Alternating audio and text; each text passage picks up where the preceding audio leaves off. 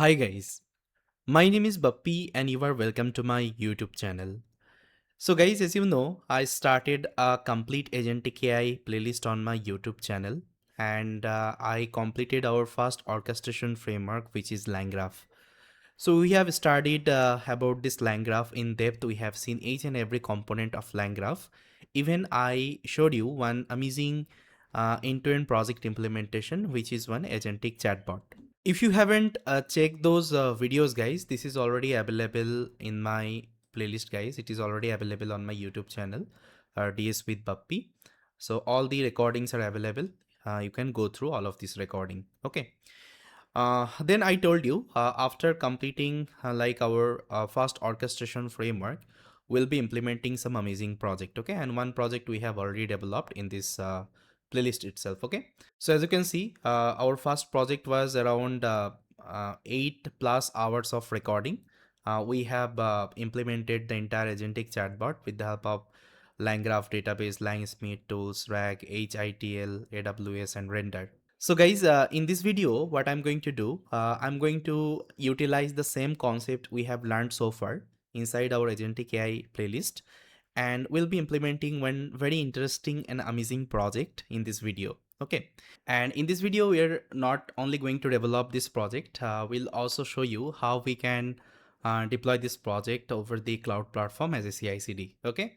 That means first of all, we'll try to implement the entire project completely end to end. Then after implementing, I will also show you how we can deploy this project, and we'll be using CI/CD pipeline for that. So the project name is BappyGPT. So this sounds seems to be funny, but yes, actually I'm going to implement one project here called BappyGPT, and this would be kinds of your ChatGPT. So basically, we'll try to recreate this ChatGPT, okay, with our own workflow. So I think you have already used ChatGPT, right? ChatGPT, it's an agentic AI chatbot. So here you can perform the chat operation, you can upload your documents, okay? Then you can also activate the voice mode. Then you can see the conversation threads, okay? Then it has also connected with different tools, like you can perform real-time search operation, you can solve a complex math problem, you can generate the codes, okay? Each and everything you can do here. So yes, in this video, guys, we'll be developing our own chat GPT. So I already named it as BappyGPT. So let me show you first of all the application demo, how this application will work and how this application will look like. Then after that, we'll start the development, guys. So as you can see, guys, this is the application we'll be developing named BappyGPT. You can give any name, okay, as per your needs. I have given BappyGPT. And I think first time someone is creating ChatGPT with the Gemini model. Why I have used Gemini model? Because I wanted to use free resources. I didn't wanted to use the paid one. I could have used the OpenAI model here, but for OpenAI model you need a OpenAI subscription. But there are many learners, they don't have the OpenAI API key. That's why I thought let's try to integrate any free model, okay, open source model. And Gemini actually you can use freely, okay? There are some free limits, you can utilize that. But if you want, you can also integrate any other model, you can also integrate OpenAI model, it's completely up to you, okay? But the main things here, we have to learn this concept, like the way they have created the chat GPT, okay? You can see all the functionality like tradings, the documents uploader, this model selection, okay? Then you can also open this voice mode, you can give your voice and automatically your voice would be recognized and you can perform the chat operation here, okay? And it has also connected with different tools. But here I tried to integrate actually few tools here, because here I want to show you, okay, this project implementation. So you can add as much as tool you can, okay? You can add all kinds of tool. I already told you about that tool in my playlist, I think you remember, right? If you go through the playlist, I already discussed about the tool. So you can integrate as much as tool you can, okay, whatever tool you need. But I added few tools here just to show you the working demo. Now first of all, let me show you the working demo, how this will work. And one thing, guys, I think you have seen in ChatGPT, you can also create the account, you can log in with different account, okay? This is a full stack application, but here we avoided this part. We didn't added any kinds of account I mean login functionality here. we just created the interface, okay, of the ChatGPT. I think this is fine for learning purpose. This is completely fine. If you want, you can also use full stack, let's say framework. You can also create this kinds of account functionality and all. Okay, this is completely up to you. So yes, guys, this is the interface. As you can see, it has the trading features. That means you can switch between any of the trades, and you can see the older conversation you have done. Even you can also create a new conversation. You can upload any kinds of documents. You can select your model. Okay, then you can also activate the voice mode if you want to speak with your BappyGPT. Okay, and there I have also given some suggestion. You can also see that. Okay, I think you can't see the interface because of my video. So what I can do, I can turn off my video. Now I think you can see the full application. So here is the voice mode and everything, right? So guys, now let's test our BappyGPT. Okay, I'll provide some prompt. Let's say first of all, I'll tell hi, um, I am Bappy here. So as you can see, it is giving hello Bappy. It's nice to meet you. How I can assist you today? So I'll tell me about gradient descent in simpler word.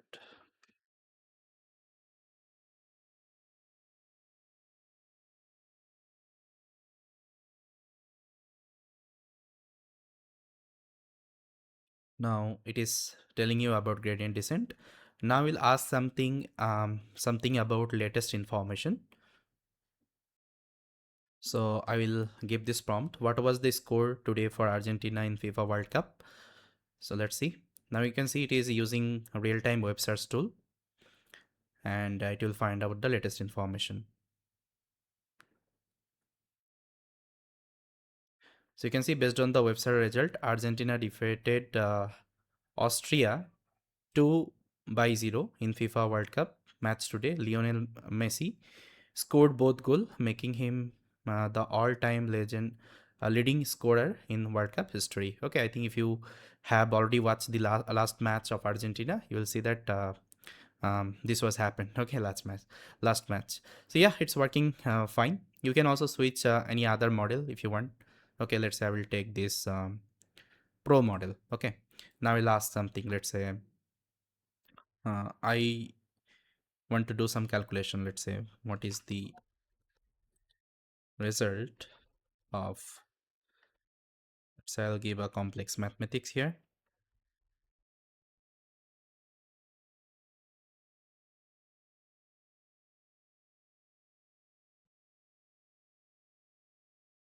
Now you can see it is using calculated tool and it will solve that. Now you can see this is the result. Okay. Now here what I can do, I can upload any kinds of documents. So let's say here I will upload any kinds of documents. Let's say I'll upload my resume and I can do the conversation here. Now see it's getting uploaded. Now you can see you can ask the question about the document. Now I'll tell who is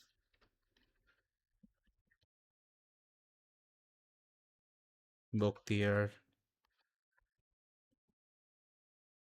Ahmed Bappi based on PDF. Now you can see it is using document search tool and this will use my document to give the response.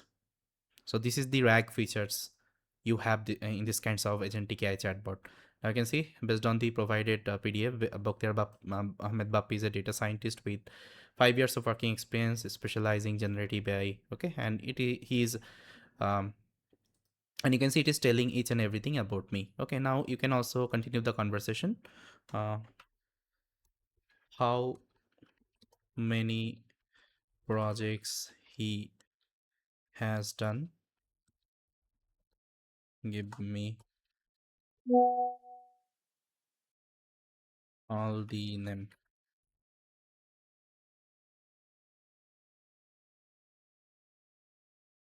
Okay, you can see based on the documents, Bappi has worked on 4 main projects. As you can see, these are the project actually I have mentioned in that resume. Okay, amazing. It's working great. Now you can see it has also voice mode. I can also activate the voice mode and I can ask something. Let's say Tell me about Python programming and give me the hello world program. See, tell me about Python programming and give me the hello world program. Now, if I send this prompt,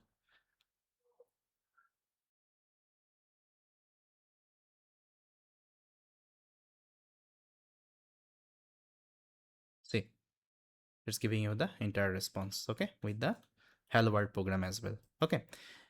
So yes, that's how guys ChatGPT works. Even in ChatGPT also you can give this kinds of prompt and it will be working. But yes, ChatGPT is like a very actually advanced agentic application because inside that they have added so many functionality, okay, deep research and all. But again, yeah, we have just tried to recreated that application here, okay, by focusing on some major component, okay, whatever we have learned so far. I think this is very much interesting. Okay, if you want you can also upgrade this project as per your requirement, and you can add new features like ChatGPT, okay, if you want. And going forward I'm also going to create some other project as well, so that you will be learning some more concept. Okay, so yes guys, this is the entire demo of the application we have seen, and throughout the entire implementation guys we'll try to recreate this application. Okay, I think this would be fun. So make sure you watch this video till the end. And if you found my content useful, please try to subscribe to my channel and share this video with your friends and family. Now I'm also going to show you the memory features. I also integrated the memory here. That means it can remember my previous conversation. So I think you remember at the very first I told yes, my name is Bappy. Okay, like hi, I'm Bappy here. So let's see whether it is able to remember my name or not. So what is my name?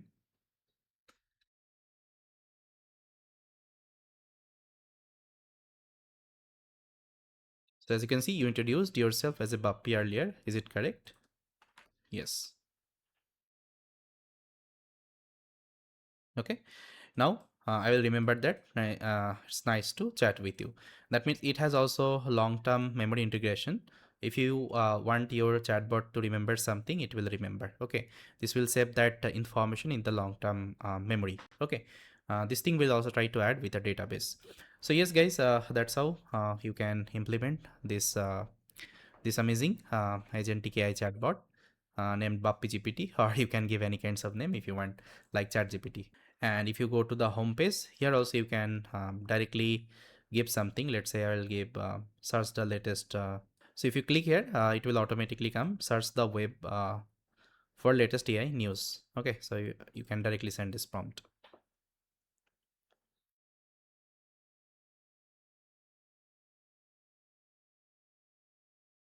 Okay, that's how I added some prompt here. Summarize the uploaded documents, save something to the memory, use calculated tool. Okay, if you want you can also give some more suggestion here. Okay, it's completely up to you. So guys, now we'll start the development of BappyGPT. Before starting the development, first of all I want to show you the high level architecture diagram, like what are the component will be implementing in this project. So as you have seen, this has already one front-end server. It is running on basically HTML, CSS, and JavaScript. So the entire front-end you can see, right? I have created with the help of HTML, CSS, and JavaScript. If you want, you can also use any front-end framework like Next.js, React. Okay, it's completely up to you. But again, if you don't know about front-end development, it's completely fine. There would be a separate team for that. They will try to design this front-end part, okay, for you. And if you don't know about HTML, CSS, JavaScript, don't worry. This thing you can easily generate from ChatGPT. Even you can also generate from BappyGPT if you want. So you just try to ask, I need this kinds of interface. It will create. You can use that ready-made template and you can edit, okay, as per your requirement. But ChatGPT actually they're using some kinds of front-end framework for these kinds of user interface. So every application has this kinds of front-end server. Okay, then it is connected with a backend server, and the backend framework wise will be using here FastAPI. That means the application we have created, it is running on FastAPI. Okay, and FastAPI is a production ready backend framework you can use. We'll be also using FastAPI here. Okay, we'll try to handle all of the get request, post request, everything with the help of FastAPI. ChatGPT also running on some kinds of backend server. Okay, maybe they have used FastAPI, we don't know that. Then you can see this backend server is connected with a workflow. Okay, that means some agentic workflow. So here we'll be using LangGraph to implement this entire workflow.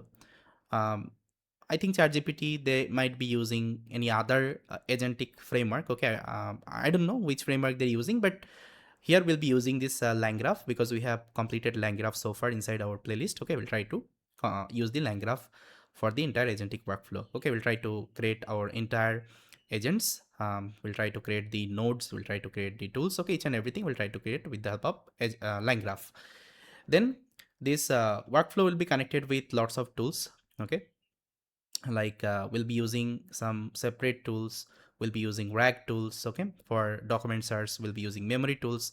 As you saw, it has also remembered okay, my conversation. Even you can also retrieve the old conversation, how it is happening with the help of memory tools.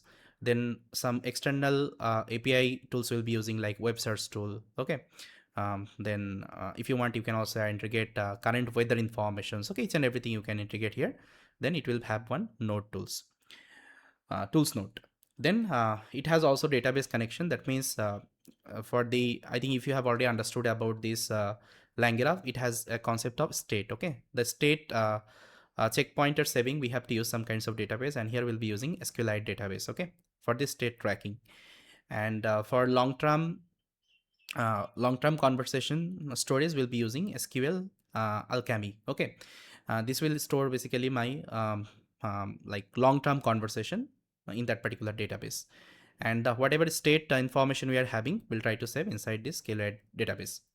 And for RAG pipeline, guys, we'll be using ChromaDB vector database, and we'll try to generate the vector embeddings. And here we have used Gemini embeddings because Gemini is free to use. You can also use any other embedding model, it's up to you. Okay, with the help of Gemini embeddings, we'll try to generate the embeddings and we'll store in the ChromaDB. And it's not necessary to use the ChromaDB. If you want, you can also use Fast, Pinecone, but Pinecone is a paid one. You have to take the subscription, then you will be able to use that. Then Waveat is also there. It is also like a paid one. So in this project, I tried to use all the services as free. Okay, that's why I'm using ChromaDB. Okay, ChromaDB is in storage vector database that you can store all of your vectors. Then some external APIs will be using, like Tavily API. Okay, then Google Gemini API for the LLM and embeddings.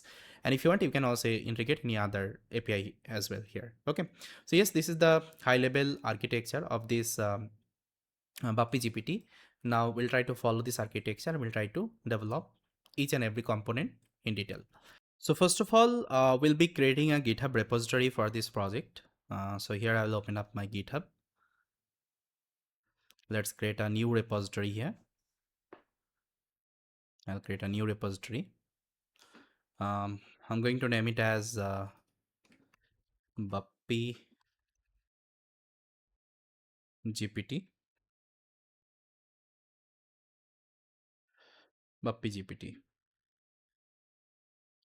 Then here I will make it as public repo, and add the readme file. I will also add the .gitignore, and here we'll be using Python. And license, you can take any license. I'll take this Apache license. Okay, now let's create the repository here.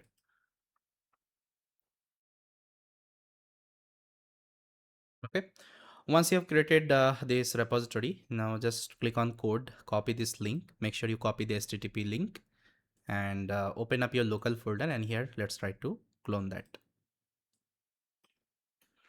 So git clone,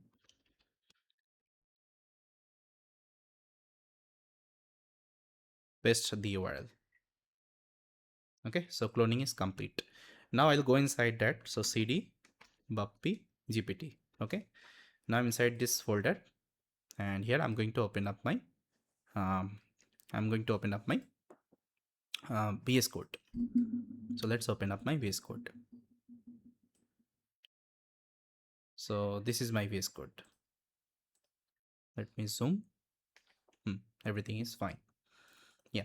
So here the first thing, guys, what I have to do, I have to create a virtual environment, and after creating, we have to install some of the library for this project. Then we'll be creating the folder structure. So let's do it quickly. And if you are implementing this project, guys, I have implemented a similar kinds of agentic chatbot in my previous project. uh, if you go through that recording, all of the concept I explain in detail, like tools, rag, okay, then memory, each and everything I explain in detail. So if you are completing that video, it would be easy for you to implement this project. Okay, if you're completely new, but if you already watched that video, if you already know these are the concept, then it will be easy for you. So here I'm not going to focus on the theoretical explanation. Instead of that, I'm more going to focus on the practical development, because I'm expecting you are already familiar with this concept. Okay, so yeah, make sure if you are completely new, go through that previous recording. Okay, I have on my playlist. Now here the first thing will be um, creating the environment. So let's create the environment. So how to run BappyGPT.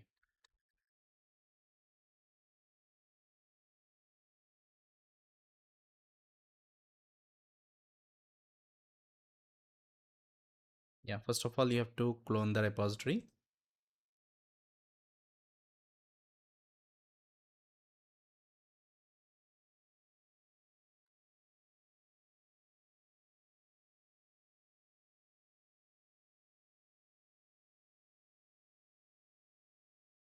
Okay, then after that you have to create the environment.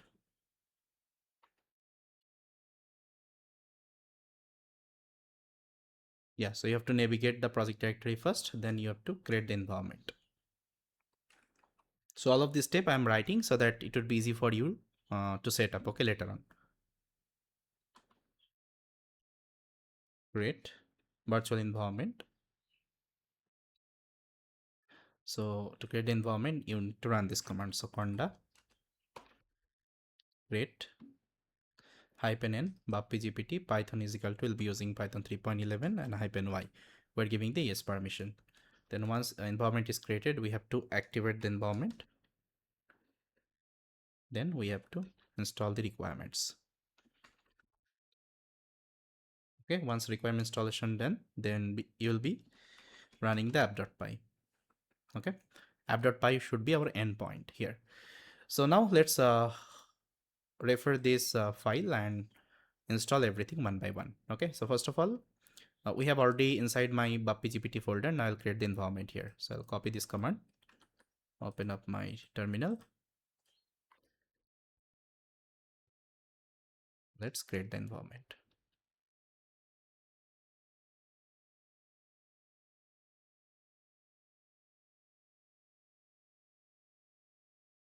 Then we have to activate that. This is the command.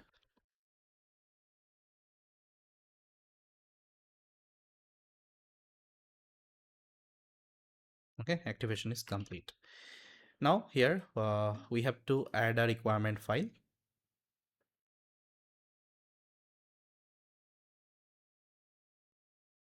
Requirement.txt file.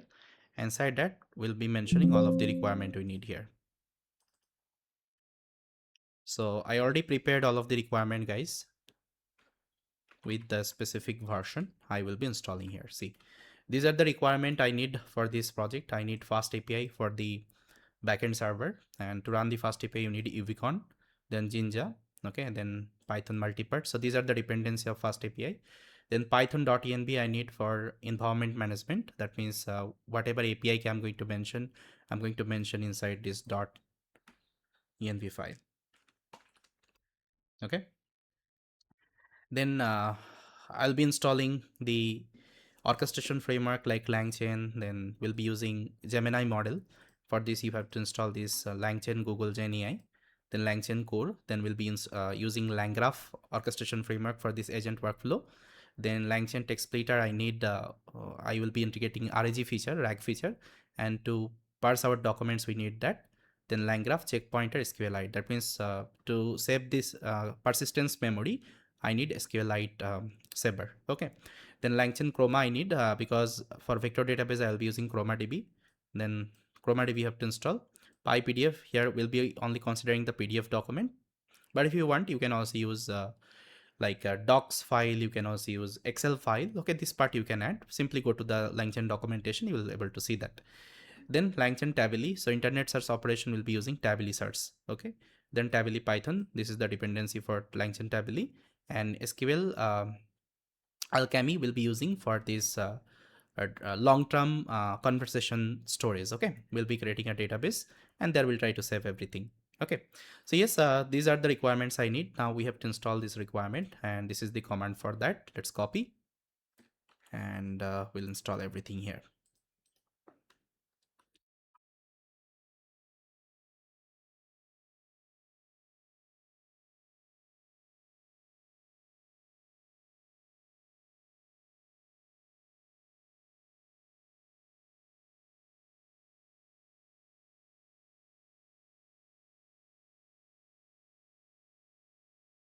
So let's wait. This process may take some time.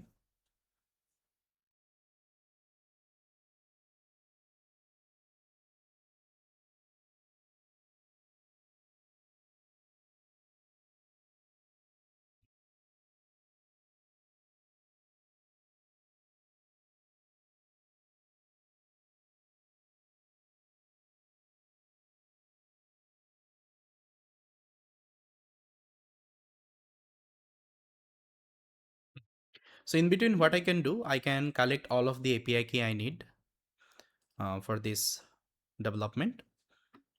So here, what I'm going to do, I'm going to first of all collect the Gemini API key. Okay, this is available inside Google AI Studio.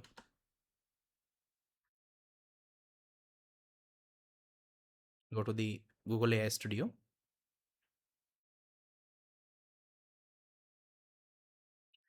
And here we'll just click on get started, and left hand side you will see this API key. And here you have to create an API key. Okay, so I already have my API key. I'll just copy that. If you don't have, you just try to create from here. Okay, so after that you just need to add it here. So this is my Google API key. Okay, this is my Google API key I collected. And don't use my API key, guys. I'll be removing after this recording. And once it is done, then you have to mention the Google model, which model you want to use as default. Okay, let's see if user is not selecting the model. That means the by default model I'll be using Gemini 2.5 Flash model. Okay, and this model has some free access limit. You can use that. Okay, so we'll be adding this model. If you want to use any other model, you can simply do that. Okay, you can go to the ChatGPT. You can ask, I want to use this model. What should be the model name? You can use that. Then the next API key I need for internet search operation, because as you see, we'll be integrating the tools. Okay, and for real-time search operation, we need a tool called Tably Search. So Tably Search needs the API key. So let's collect that API key as well. So here, what I'm going to do, I'm going to search for Tably API key.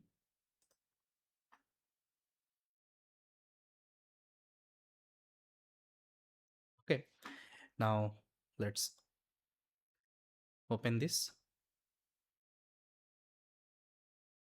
Here you have to log in with your account. Let's log in with my account.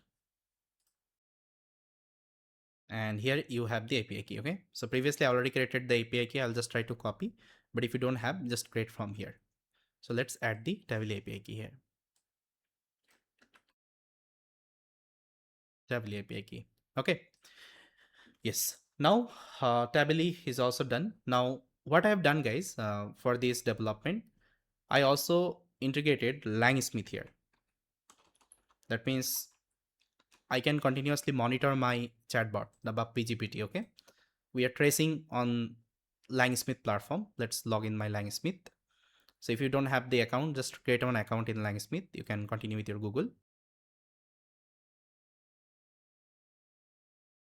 Okay, so here you can see we created a agentic chatbot test. So here we are tracing everything. Okay, whatever chat we have done here, it is tracing everything. You can monitor from here. Okay, you can monitor from here. Even you can also see the threads. Okay, you can also see the threads, different threads. Okay, everything is visible. So we'll be integrating this LangSmith also inside this project. So for this you need LangSmith API key. Okay, So where you will get this API key? It is available in settings, API key. Okay, now just create an API key. So I already created my API key. I'll just try to use that. So for LangSmith tracing, guys, you need to add this four variable here.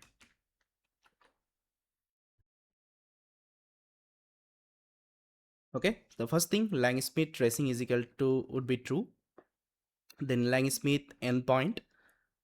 This is the endpoint api.smith.langchain.com. Then LangSmith API key. So this is the API key I have given, and here you have to give the project name. So here I'll give, let's say, BappyGPT. BappyGPT. So this is the project. Okay, you can give any name. So it will basically create that name here, and it will trace all of the informations there. Okay, so yeah, so these are the API key as of now I need for this project. But if you want, you can also use any other API key. You can use real-time weather, let's say, API key to get the weather information. You can also use any kind of stock price API key if you want to get the latest stock, okay, of any company. So this thing I have already added inside my previous chatbot. So this part I want to leave it to you. I want you to integrate these are the features, okay, inside this BappyGPT. So just try to add real-time weather information search and real-time stock price. Okay, these are the things just try to add, and for this you can use any other open source, let's say, API provider for that. So yes, so these are my environment variable. Now let me see my installation is complete or not. Yeah, so installation is completed. There is no error. Okay, it's completely fine. So yeah, now what I'm going to do, I'm going to just push the changes. Okay, so here you can just write requirements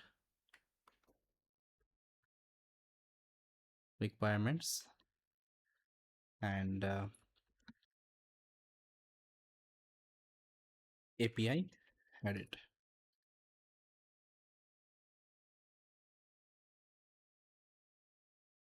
Now if I go to my GitHub, refresh, see everything is up to date.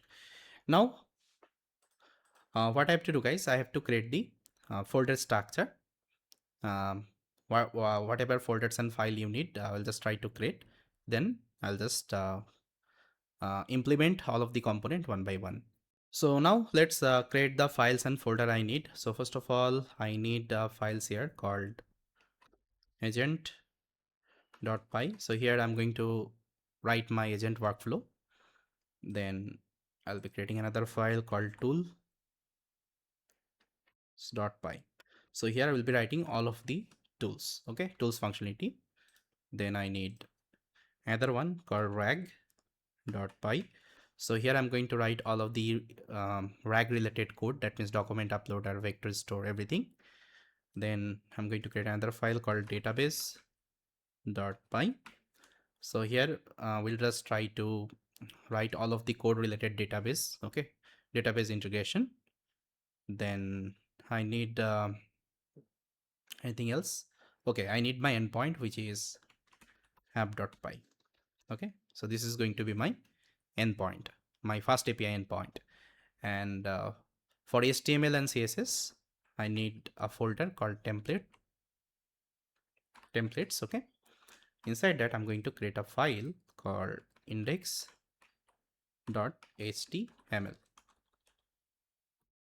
Okay, so inside that we'll be writing all of the HTML, CSS, JavaScript related code in a single file. Okay, and if you don't know about HTML, CSS, completely fine. Even I also took the help from ChatGPT to generate my user interface, the user interface you have seen. Okay, this user interface. So yes, as of now, this thing is required. And if I need anything, I'll just try to create later on. Okay, now you can again commit the changes like folders and file edit.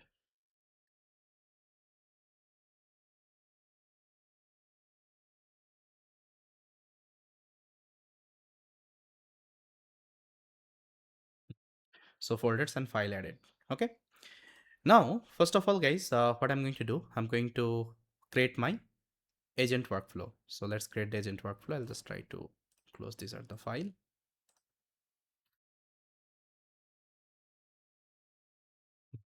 So I'll open up my agent.py, and here we'll be creating our agent workflow with the help of LangGraph. So let's import some necessary library. We'll import all the necessary library, and here make sure you select your environment, which is this one, BappyGPT. Okay, now this error would be removed. Now here we are importing operating system, SQLite, path from pathlib, then .env because we need to load this environment variable. Then certify you need. Why certify is required? Because see, sometimes if you're using Windows operating system, there would be some kinds of path related error. Okay, to prevent that, this is the safer code you have to add. Let me show you. So this code you have to add. Okay, wes.environment ssl cert file, okay, certified.wire, and request ca bundle certified.wire. You have to add this two line. So if you're using Windows operating system, you won't be getting the error related path issue. So it doesn't happen to all the operating system.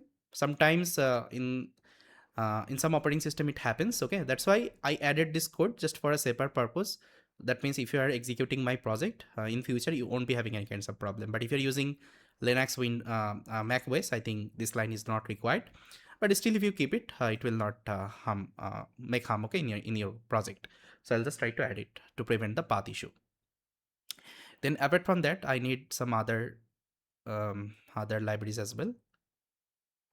Yeah. So these are the library I need. And I think all the libraries are common, guys. Here I don't need to explain. These are the library again. We are using this chat Google Generative AI for the Gemini model initialization system message. We're importing from LangChain. Then from LangGraph, we're importing state graph, start, message state. Okay. Then from pre-built, we're importing tools node, tools condition. Okay. Then checkpoint, we're using SQLite saver.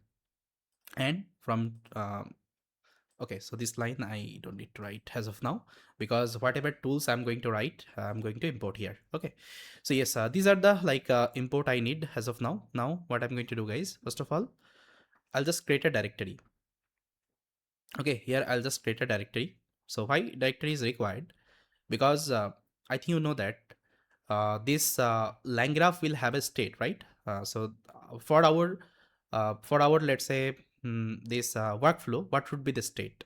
Okay, state should be the message state. That means whatever user is giving the input message, and my chatbot is replying whatever response. So this should be my state. Okay, that means if I create the workflow, so how my workflow will look like? Let's try to understand. So for this, I created a demo.xcalidor file, and here I just created the architecture. So this is the architecture, guys. So this is my LangGraph workflow. So here it will have a chat node, and this will have a tool nodes. Okay. So whatever user will give the message, it will go to the chat node, and chat node will decide. So here basically we'll be using something called tool condition. This tool condition will decide whether it has to use any kinds of tool for this question or not. If it doesn't need any kinds of tool, it will directly go to the end node. Otherwise, it will use the tool. Now it will automatically select the tools, like which tools it's required to give the answer, and the response will go to the end node. Okay, so this is my actually workflow. Okay, and what should be the state for this workflow?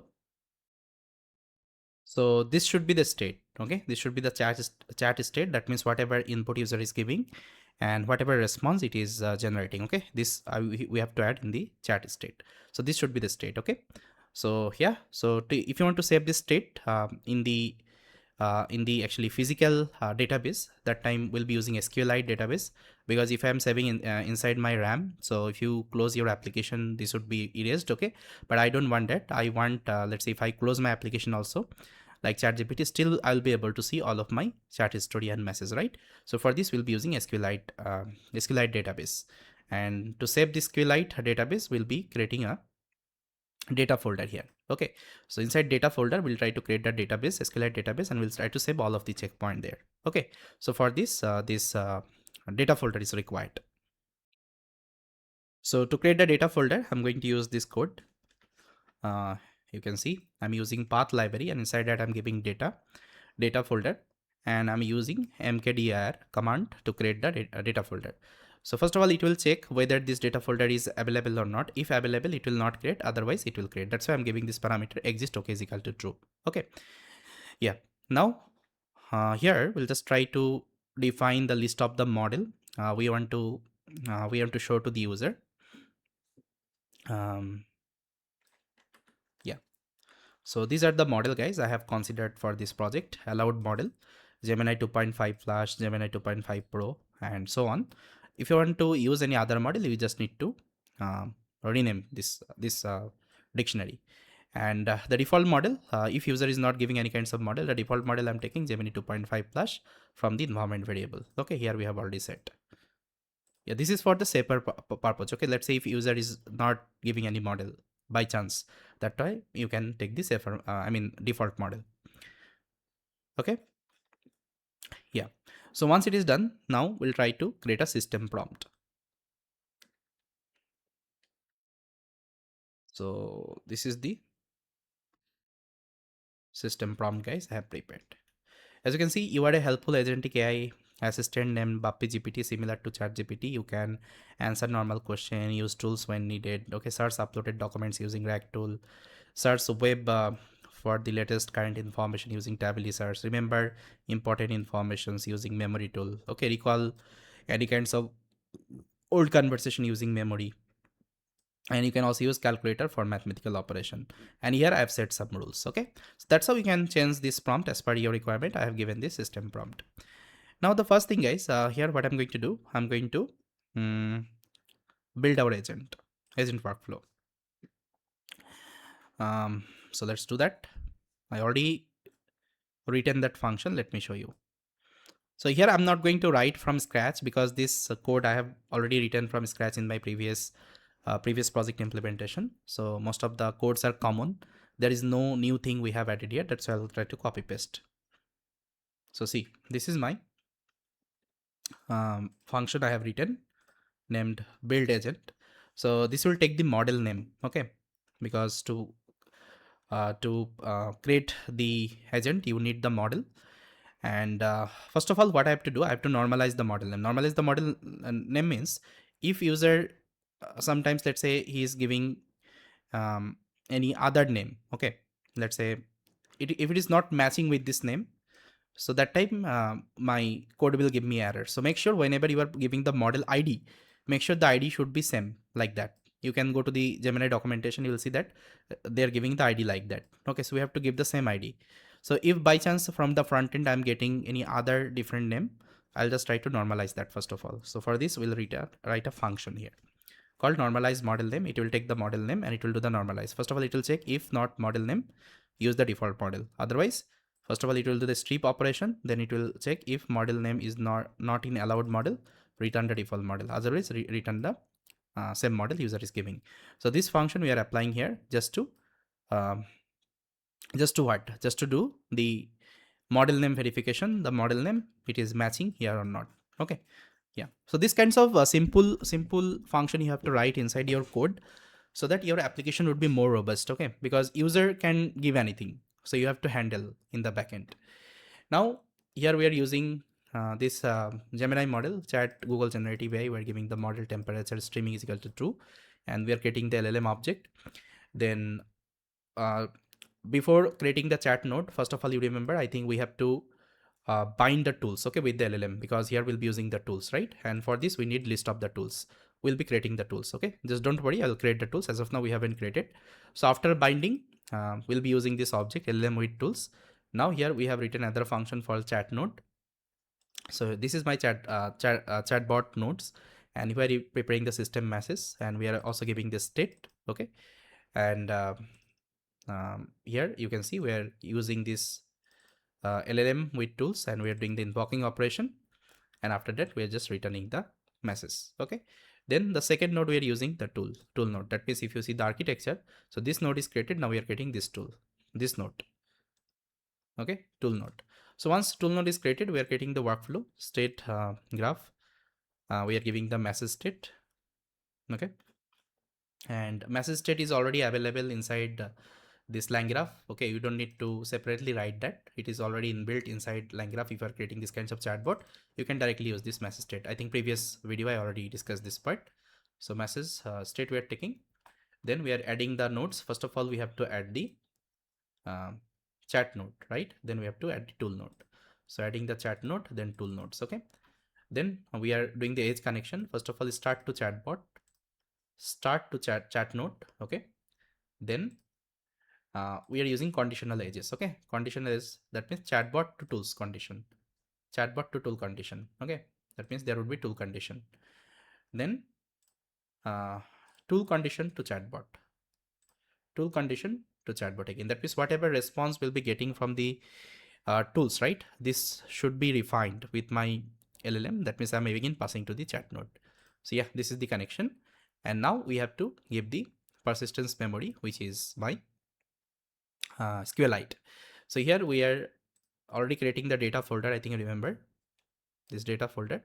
So inside data folder, we are creating a database object called LangGraph checkpoint.SQLite, and SQLite is a local database you can create inside your storage only. Okay, if you want, you can also use any remote database as well. Okay, you can set up this. This is on any server and you can use that. But again, for this, you need cloud platform like AWS, okay, then Azure, GCP. So there you can set up the database server. You can store all of the data. But again, I'm using the free resources. That's why I'm using the local one. Okay. For this, you don't need to pay anything. Then same threads is equal to false. So this thing you have to make, and this will become your connection object. Now you will be initializing the SQLite server, and this connection object you will pass here, and this will become your checkpointer. And this checkpointer you will be using whenever you will do the workflow compilation. Okay, done. So this is what you have to just write for this build agent. Okay, so now guys, it's done. Now the next thing, we have to prepare the tools. And again, I'm telling you guys, all of this concept I have completed in my playlist. Okay, just go through one by one. All of the concept, you can see tools, RAG, okay, agentic chatbot, workflow, okay, each and everything I have already discussed in my playlist. Just try to go through that. If you are first time in this implementation, you might get difficulties for sure. Okay, but if you cover all of this recording, you won't be any kinds of you won't be having any kinds of problem. Okay, this is my promise. So that's why I'm telling you, I'm not going to focus on the theoretical part. I'm only going to focus on the practical development, because theory I have already covered. Okay, yes. So yes, so now let's work on the tool. So for tool guys, what I'm going to use, I'm going to use this tools.py, and inside that I'm going to mention all of the tools I'll be using in this project. So first of all, let's import all of the necessary library. Yeah, so I'll import math module .env, then we'll load the environment variable. Okay, then here we have imported tools from LangChain core tools, then LangChain Tably, we're importing Tably certs. Okay, yeah. So first of all, here what I'm going to do, I'm going to initialize some tools.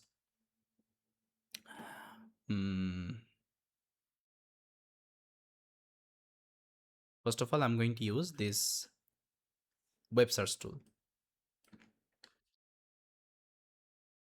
Okay, web search tool. So I'm using Tably, and here we're giving the some parameter like max result, topic, okay, search depth. These are the parameter we're giving, and this will become your tool. And here you don't need to use the tool decorator, because Tably is already a tool. Okay, so you don't need to give that. And I need other tool as well, like I need calculator tool. So this is my calculated tools.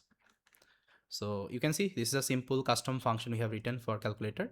It will take any kinds of expression and it will do the mathematical operation, and it will return the result. And if you want to use as a tool, I have to use this tool decorator. Okay, that means website and calculator we have added. Now we'll be adding some more tools, like we'll be adding the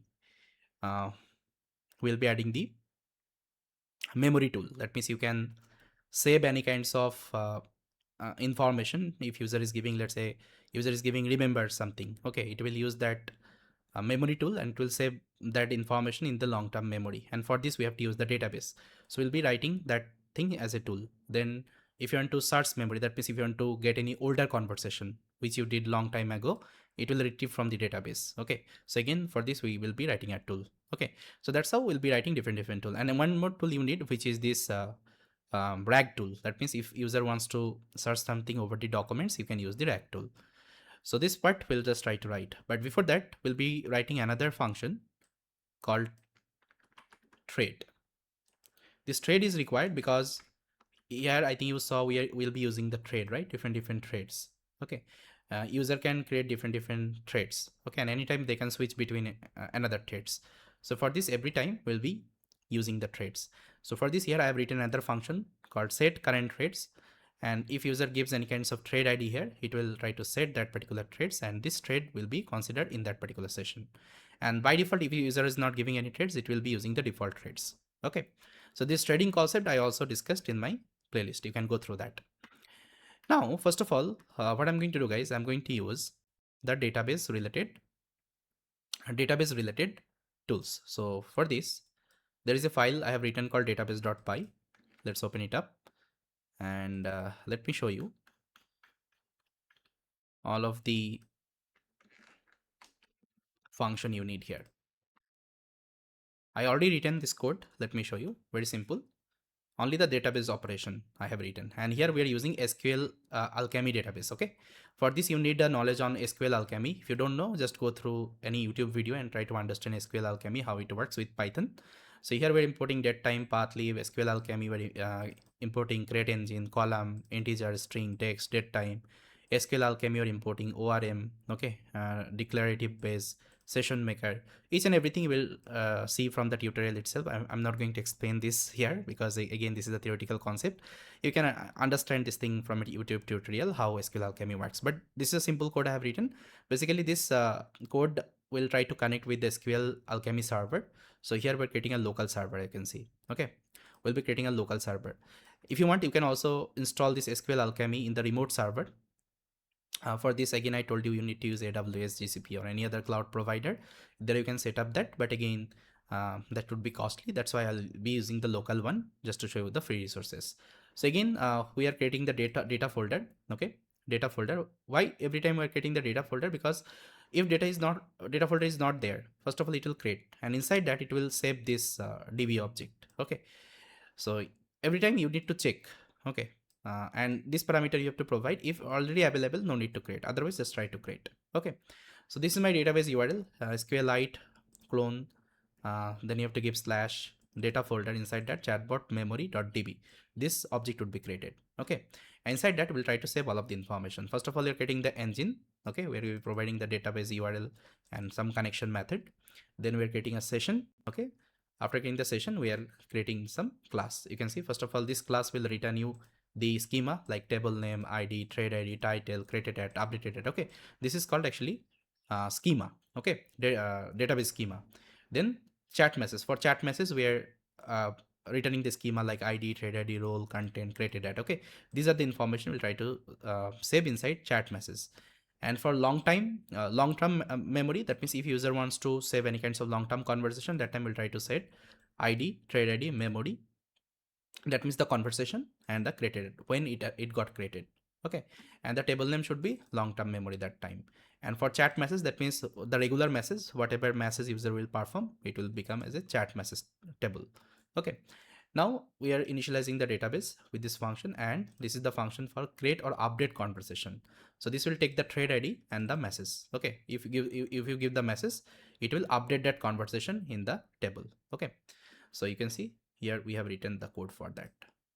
Okay, and this code will also help you to prepare these threads. Okay, that means every time you can see whenever user is passing any kinds of message, it is taking the message title, and it is only taking the 40 character of that. So this part I'm doing here.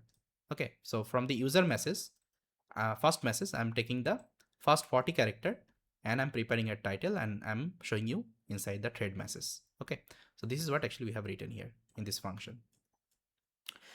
Then once it is done, we are listing all of the conversation. Okay, listing conversation means whatever conversation we have here. Okay, we are listing all of the conversation with this function. Okay, then save chat message. Okay, That means if user wants to save any kinds of message, so it will be using this function for that. Then if user wants to get any kinds of history, previous history, it will be using this function for that. So it is only doing the database operation. You can see it is adding the data, it is retrieving the data. That's how it's working. If user wants to save any memory, any kinds of, let's say I'm telling my chatbot, I am Bappy, okay, try to remember me. That time it will use this function, will be use this function as a tool, okay, as a long-term memory. That's why we are using this schema that time. Okay, now let me go below. And if user wants to search anything about the previous question, that time we'll be using this function as a tool that time, okay, for a long-term memory concept. So yes, this is the database related code, guys, I have written and will be using inside our tools right now. Now let me import these are the functionality. First of all, see, from this database I only need to import from database. I need to import save memory and search memory. Okay, save memory I'll be using to save my conversation, and search memory I need to uh, get my previous conversation, okay, old conversation. Now these two things I'll be defining as a tool. Let me do that. So here I'll just try to add after calculator. Remember this, okay, if user is asking just to remember anything, it will use this tool that time, okay, and it will take the conversation and it will save inside the memory. And for this we are using this save memory, this function save memory, and we are defining as a tool. And one more thing, we need the recall memory. If user wants to, let's say if user is asking about old conversation, let's say if user is asking what is my name or what was my hobby, that time it will use the recall memory tool and it will search the memory. That means in the database it will search the old conversation and it will return that. Okay, so these two things I have used as a tool. I hope you get it. And one more tool I have to create. One more tool I'll be creating here called this rag tool. Just a minute. Yeah, one more tool I need called rag tool. Okay, rag tool you need, let's say if user is uploading any kinds of documents, so this document you have to store in the vector database, okay, and from the vector database you will be performing the retrieving operation. That means you will try to retrieve the informations. For this tools is required. So let's create this rag tool here. I'm going to open this rag.py. Inside that I'm going to write all of the rag related code. And again, this rag related code is common from my previous implementation. First of all, let's import the necessary libraries. Okay, I'm importing these necessary libraries. Then again, I need that environment related command. That means if you are getting the path issue, that time this code will help you to prevent that. And some other library I need. These are the library, like from LangChain we're importing ChromaDB. Then Google Generative AI embeddings, we'll be using Google Generative AI embeddings model. Then documents we're importing from LangChain core. Then recursive character text splitter for the chunking operation. Okay, what is chunking, what is why chunk is required in the rag, each and everything I have discussed in my rag video. So here, okay, implement rag in agentic chatbot, you can go through that. Yeah, then PyPDF reader, because we'll be considering the PDF document, but if you want you can also upload any other document as well, txt, docs, okay, it's completely up to you. Then doc to text. Then here we'll be creating two more directory. One is the uploads. Okay, let's say whatever document user is uploading, I'll try to store in the uploads folder. Okay, for this we're creating the directory. And one more directory we're creating called ChromaDB. Okay, let's say whenever it is creating the vector store, right? ChromaDB actually use your local storage to save the information. That means the vector is stored. So that time it will create a ChromaDB directory. Inside that it will save everything. That's why two directory we're creating. Then we'll be initializing the embedding model. So this is our embedding model. Okay, we are using Gemini Gemini embedding 001, this model. Now we'll be creating the vector store. So this is our vector store. We are using ChromaDB, and this is the name of the collection name, Agentic Chatbot Docs. We are giving the embedding model, and we are providing the ChromaDB path. Here you can use any vector database. You can use Pinecone, Web8, whatever you want. You can use any vector database. Okay. It's not like that. You have to use ChromaDB always. Now here I have written a function. So this function, what it does, let me show you. This function basically reads the reads a file text. Okay, that means if you provide any file, it will read that, whether it is a PDF or whether it's in a doc format. Okay, so basically here you can upload txt, md, py, csv. Okay, and you can load that, but here we are considering the docs and PDF format, and if you want you can also load these at the documents as well.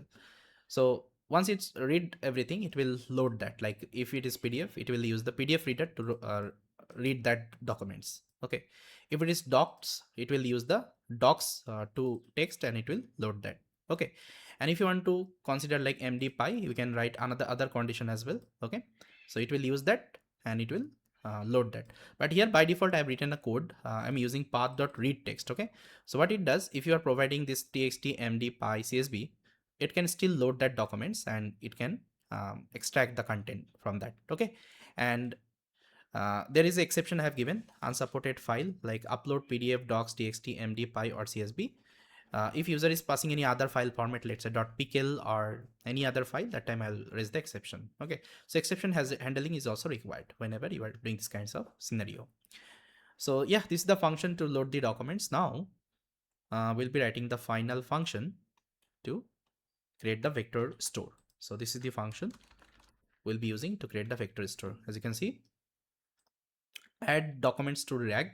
It will use the file path and the thread ID. Then we are doing the chunking operation. We are giving the chunk size and chunk overlap, creating the chunking. Then we are taking the page content. Okay, that means content from the documents, and we're storing in the vector store. Okay, and we're returning the path. So this function will basically create the vector store. Okay, vector database, and it will store everything in the vector store. Okay, now for retrieve operation, that means if user is asking anything regarding the documents, it will retrieve the information by using the similarity search. I think you know every vector database is having a similarity search. Okay, operation. So in this function we are doing that. So retrieve from RAG, where user is giving the query as well as the thread and the k parameter. So by default k parameter is 4. That means 4 relevant information it will extract from the vector database. We are doing the similarity search operation, that means retrieve operation. After that, whatever result we are getting, we're just loading inside result, and we're returning it as a string. Okay, so this is what we are doing inside retrieve from RAG, and this function will be using as a tool right now. So here what I'm going to do, I'm going to open up my tool, and here I will try to import that function. So let's import. The function name is retrieve from RAG. So let's import it here. So from RAG import retrieve, what's the name, retrieve from RAG. Okay, we will be importing here, and now we'll just try to create a tool. So here maybe I can create a tool. So this is the tool name, search uploaded documents. User will give the query, and we'll be using retrieve from RAG. This function will pass the query thread ID, and it will give me the relevant answer. Okay, for that query we are using this code for that. So I think now you have understood like how we have arranged everything, how we have prepared all of the tool.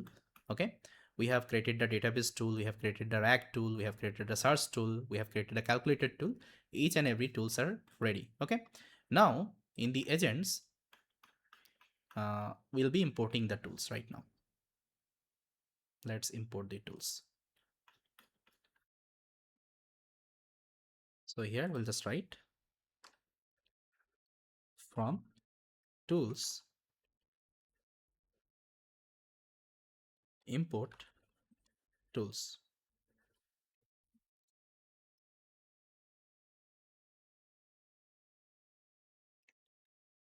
Okay, so we have to create a tool object. So here at the last, what I'm going to do, I'm going to just prepare the list of the tools. So yeah, so you can see it is a list. Inside that, first of all, I'm passing the calculator, then search uploaded documents, remember this, recall, and web search. All the tools we have created, we are just passing one by one here. Okay. Now, if you want to add any other tools in future, you can add it here. So I'm going to give you a task, guys. You just try to add the real-time weather search tool and stock price tool. Okay, this two tool you can add at least here. Okay. Now this thing we are importing here, tools. Now we are using this tool for the bind operation. Okay, now we are doing the bind operation and our workflow is getting created. Okay, so that means still here everything is fine, everything is good. Okay, now one thing I will do before the testing, see here we are building the agent, right? So it's not necessary to build the agents every time whenever you are initializing the chatbot. Okay, because if you're building from scratch, so I mean it will take some time, right? So instead of that, maybe we can create a cache, agent cache. That means we can build one time and save in the cache. And every time whenever it will reinitialize the chatbot, instead of building from again, we can take the agent from the cache. Okay. So for this code is required. So simply you can write this code. So here I created a dictionary called agent cache. Uh, and we created a function called get agent. So you will only pass the model. Okay, a model name. So what will happen, this will go to the normalize model name function and you will get the correct model name, and you are checking if selected model in agent cache, okay, not in agent cache, then you will try to build the agents. Okay, otherwise what you are doing, you are taking the existing agent only, so you are not building again the agent again and again. Okay, so this thing you can write. Now we can test whether this workflow is working or not. So I can open up my app.py, and here I can test it. So I'll just try to import from agent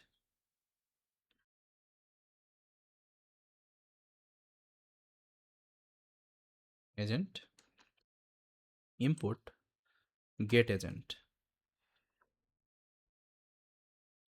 Now agent is equal to get agent. Here you have to pass the model name. So let's say I'll give the same name. This model name I'll keep.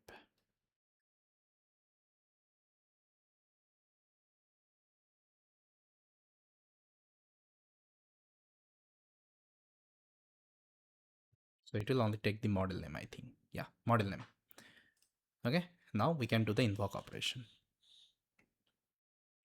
Yeah, so we have written this code for testing. Okay, so here we are using this streaming, right? So that's why instead of invoking, I'm just doing agent.stream, and we are giving the human message here, and stream will return a generator object, and for this we are using this for loop, and we're getting the answer token by token, and we're streaming that. And here is the code. So let's test it whether it's working or not. I will open up my terminal and I'll just execute python app.py.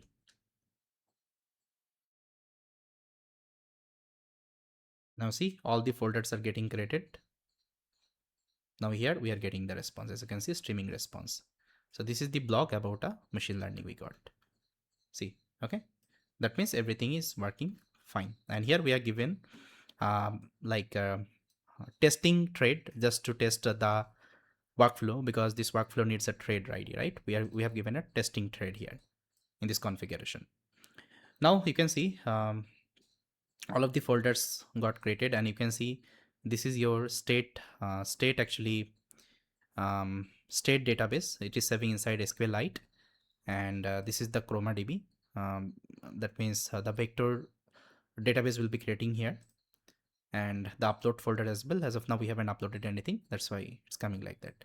Now we can ask anything that may use any tool. Let's say I will ask, tell me today's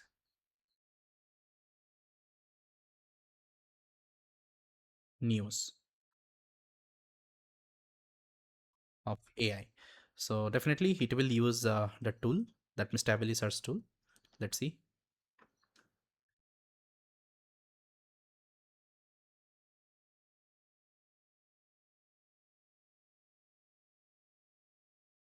Now see, it has done the internet search operation with the help of Tably, and it found the result, okay, regarding the today's news of AI. And you can see it has referred different website here, okay, different website URL are present, okay. So from this URL it has extracted the news, and this is what we got in the answer. And one best part is that you can also see this database, that means whatever messages are available inside that. So for this you have to install one extension called SQLite, okay, viewer. So this extension you have to install. So this is the like author. You can install this extension. I already installed that. Now after installing this, you will be able to see your database. Now let's double click and you will see that all of the information it has saved here. All of the like checkpoint you can see. Okay, all of the checkpoint it has saved here with the thread ID as well. And thread ID is nothing but test ID as of now we have given. So now let's test the long-term memory as well. That means it is able to save my long-term memory in my conversation database or not. I think remember we used SQLAlchemy database for that, right? So if you are let's say doing any kinds of conversation with your chatbot, if you want to remember something, okay, that means the long-term conversation, it will also remember with the help of this database. So for this we'll test that. That's why I have given a prompt. My name is Bappy, remember that. And I think you know that in database.py we created a function called save memory, okay, save memory, and this thing I created as a tool. Now inside tools.py you'll see that this remember this tools will be using this save memory function, okay. That means if user is giving any kinds of conversation, it will save inside the memory, the SQLAlchemy memory, right? And it will automatically use that tool. If user wants to remember something, it will use this tool and it will store that conversation in the database itself. Okay, we'll try to test this part. So for this we are giving this prompt, my name is Bappy, remember that. And if you want to execute, first of all you have to initialize the database, okay, because if you check the database, inside that we created a function called initDB, okay. We have to initialize the database. First of all database would be created, all the table would be created, then we'll be able to store that. So let's import it. So in the app.py, from database import initDB, then we'll try to initialize the database, okay. Now I think it will work. Let's test it. I'll open up my terminal, clear. I'll execute my app.py. Now you can see that memory saved successfully, got it, Bappy, I remembered your name. Now if I go back, now you'll see that this database is created, chatbot memory. This is my SQLAlchemy database. Now if I open this, okay, now you'll be able to see the table, okay. All the three table has created chat messages, conversations, and long-term memory, and it will save in the long-term memory. I think remember in the database. So I think remember whenever it will save something, right? Save memory. It will use my long-term memory, okay, long-term memory table. So in the long-term memory table you'll see that it has saved my information, my name is Bappy, okay. So that's how it is working, okay. So right now if you are asking, let's say, what is my name, now it will use that sorry, not here, I have to ask it here, what is my name. Now it will use that tool, that means this tool again, mm, recall memory tool, and it will search in the memory, that means in the database, and it will get this information and it will reply that. Let me show you.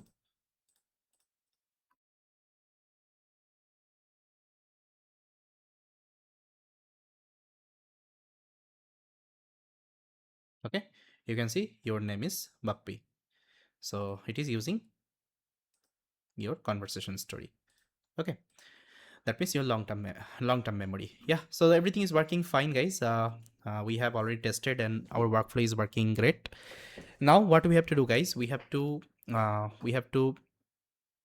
create the front end. That means the user interface will be taking all of the messages from the user and we'll try to connect with the backend. That means we'll create a fast API server and there we'll try to make the communication. Okay, so for the front end, guys, here we will be using this HTML file, index.html file. Inside that we'll be writing all of the HTML, CSS, JavaScript code, whatever you need for this user interface. Okay, the user interface we created. And again, if you are not familiar with these kinds of HTML, CSS, okay, JavaScript, no need to worry. Even I also took the help from ChatGPT. I already generated this template from ChatGPT, and ChatGPT written that HTML, CSS, JavaScript code for me, whatever required for this user interface. Okay, but in your team there would be some kinds of person, they will be working on this front end design part. You don't need to worry about that. So let me show you. This is the code I have generated from ChatGPT, guys. Again, you don't need to remember this code. You can take from you can generate this code from ChatGPT or Gemini, whatever you want. So here is the HTML, CSS, everything I've written in the single file itself. This is the design of that front end, each and everything you can see. Color. So this is a big file. See, okay. All of the front end code I have written here. And see, this is the JavaScript code. Okay. So in the JavaScript, some that means backend API is getting triggered as well. I'll show you. These are the part. See, this is the entire code we have generated from ChatGPT. Okay, ChatGPT. And one more thing I have done, I think you saw the voice mode, right? Here is the voice mode. See, this is voice mode. You can add two way. You can use Python voice API.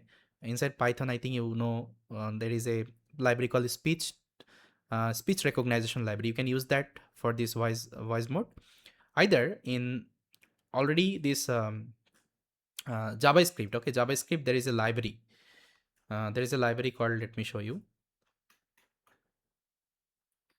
This voice features.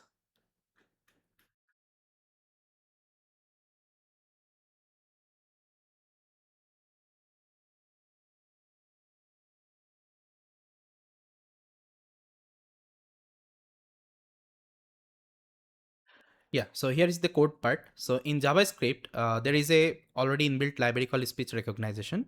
So here we're using this speech recognition library here. Okay, you can see we're using this speech recognition library, and automatically it will use your Windows microphone.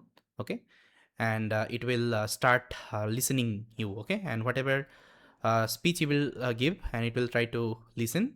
It will try to understand and it will try to convert that speech to text. Okay, so this is already available inside JavaScript. If you have already studied about JavaScript, I think you know that this library is available. So you don't need to separately write inside Python. Okay, you can directly use the JavaScript functionality here. So we have already used the JavaScript functionality and we are doing the speech recognition. That means this part. Okay, now if you click here, it will start listening. Okay, and you can tell something and it will automatically recognize that. So we're using this part here. Okay, so yes, this is the entire HTML, CSS and JavaScript code we have written inside HTML and index.html. And this code you can generate from ChatGPT, Gemini, anywhere. Even you can also copy this code and you can give it to the ChatGPT and you can explain this code in a simple manner. You'll see that it will explain like what are the functionality it has already. Okay, but don't worry, this front end part you can implement with any kinds of front end developer. You can see it with them. You can just tell your expectation what kinds of front end you need. They will try to develop for that. But if you're creating production grade application, better to use any front end framework for that. Like Next.js is there. Okay, in market, Next.js is there. Next.js is there. React is there. Okay, these are the framework you can use for these kinds of front end development. Okay, but here we are creating this front end with the help of HTML, CSS, and JavaScript. Now let me show you how this design will look like. For this, we'll just write our FastAPI code. That means our FastAPI server. So for this, we can write inside our app.py. Let's open it up. And this part we can maybe keep inside our test.py. Okay, let's create another file called test.py. I'm not going to delete it. I'm just keeping it just for your reference. Okay. Now in the app.py, I'll just remove everything. Now let's import all the necessary library. Yeah. So again, I will import this .env where certify, and this is for the path issue. Okay, we have to add. Then we'll be importing the FastAPI related functionality. So you can see we're importing JSON UI ID I need for this threading. Okay, every time we need to create a unique thread, and for this UI ID is required. Then if you can FastAPI, okay, FastAPI from FastAPI importing, these are the libraries. Okay, and here we'll be showing the streaming response, and inside FastAPI already streaming response function is there. You can use that. Then JSON response, then Jinja template. So these are the things we need, and definitely you should have a little bit knowledge on FastAPI. Okay, how FastAPI works here. Then from LangChain, we'll be importing, these are the functionality. So we are importing human message, AI message chunk, tool message. Okay. So basically we'll be doing the verification, like what kinds of response we are getting from the workflow, whether it is human message, AI message, okay, or AI message chunk, tool message. Based on that, we'll try to filter out the content. And apart from that, I also need to import my agent. Okay, agent. From agent, we are importing our get agent function. This will return me the agent. Let me close these are the things. Then after that, we'll be importing some other functionality from the database. So from database, we're importing init database, init db, save chat message. Okay, that means this function, save chat message. Then we are importing get chat history. Okay, get chat history. Then create or update conversation, this function, and list conversation. Okay, these are the functionality I need. Then from RAG and tools, I will import. So from RAG, I will import this add documents to RAG. That means if user is asking any uploading any document, we'll try to call this function. First of all, it will add the document to the RAG. Okay, that means my vector is stored. Then from tools, we are importing send current thread ID, because every time I need to create a unique thread ID if user is creating the threads. Okay, so these are the functionality I need to import. Now let's initialize the FastAPI. So we'll initialize the FastAPI. That's how we can initialize the FastAPI, and we can redirect the folder. That means the templates, inside templates folder, I have my HTML, CSS, and JavaScript code. That's why we are giving this directory. Then we are again creating these two folder if it is not available, uploads and data. And we'll be initializing the database, my SQLAlchemy database. Okay, database should be initialized first of all. Then let's create the default route. So this is our default route. Okay, and here we're using asynchronous programming, guys, because instead of running my endpoint as a sequence, I can run in parallel. And this concept I have already told you, I have already discussed in my playlist. You can see asynchronous programming is available. You can go through that. Okay, why asynchronous programming is required for AI agents. Okay, especially it is already integrated in FastAPI. If you are using FastAPI, you can integrate this asynchronous programming. So please go through this session. You will understand why asynchronous programming is required. I'm not going to explain this part. Okay, again. So yeah, that's why I'm using async keyword, and this is my home route. That means my default route. If user is visiting our let's say server, you will be able to see that index.html page. Okay, we are rendering that here. Now let me show you. Let's render it.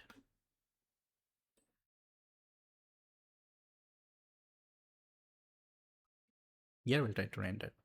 So here we'll mention two more things in my environment variable, which is the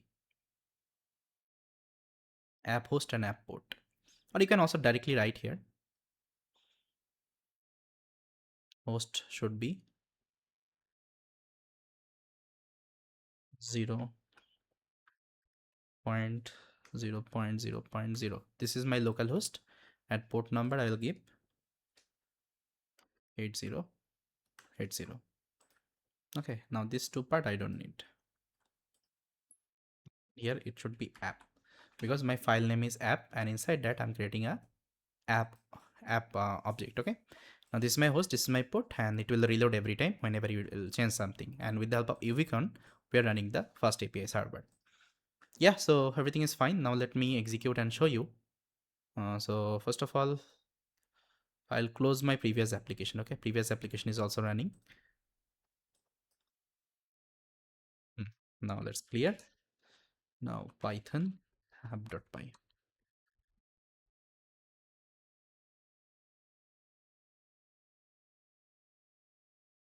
Now I'll give the permission. Now it is running on localhost port number 8080. Let's open it up. Localhost port number 8080. So this is the interface, guys. Okay, we have created with the help of ChatGPT. Okay, so it has all the button, this chat input box, document uploader option, this voyage option. Then you can select the models from the front end, send the prompt. Okay, so each and everything we have created here. Now we have to make it as functional. So first of all, here what I'm going to do, I'm going to write more route here. So first of all, here what I'm going to do, I'm going to write a route. That route will fetch all of my previous threads. I have done the chat operation. Okay, that means if you saw like previously, it is, you can see all of the threads previously, whatever threads I did the conversation, right? You can switch between any of the threads, you can see that. So this thing I have to fetch. For this, what I can do, I can write a route here. So this is the route. After this home route, I'll add this. Okay, slash conversation. Okay, and this slash conversation we are calling inside my JavaScript. Let me show you here. This is the function we have written. So this will basically call this route.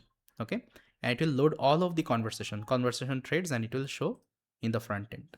Okay, now let me show you. If I refresh, no chats is available. Okay, now let me do the chat and let me show you, because right now we haven't done any chat operation, right? That's why it's not showing. Okay, this is the first time we are doing, right? So first time you won't be able to see the conversation, but let's complete it, then I will show you. Okay, yeah. Then the second thing we have to add, which is this one, actually these features. So let's say now if I switch to any let's say traits. So let me run this previous app, then I think I can explain better. Yeah, now this is running. Now see, if I click on any of the threads, right? So you'll see that the previous conversation story, I am able to see that. Okay, that means each of the threads is having a conversation. Okay, so this conversation I have to also load. For this, I'll be creating another route in my FastAPI server. So this is the work of FastAPI, right? You can create different route, and you can hit that route anytime. Okay, from your JavaScript code or any other code, you can hit that. So here, this is the route I have created called history, and it will take the thread ID as well. That means which thread you want to see the conversation. Okay, you have to give the thread ID. So thread ID. So basically this will get this story. Okay, how we'll get this story? Because we are using this get history function from the database. Okay, and previously here you can see for conversation we are using list conversation function. Okay, it will list all of the conversation. So these two function we are using here. Okay, and this slash story we're calling inside my JavaScript. Let me show you. See here, we are calling this slash story. Okay, first of all, we're getting the threads, then we are getting the history, and all of the messages you are able to see that. Okay, so this is the function you need here. Done. Now the next functionality I have to write for the upload operation. Let's say if user is uploading any kinds of documents. If they're uploading any kinds of documents, what will happen? Let's try to do that. So for this, I have written this function, written this route.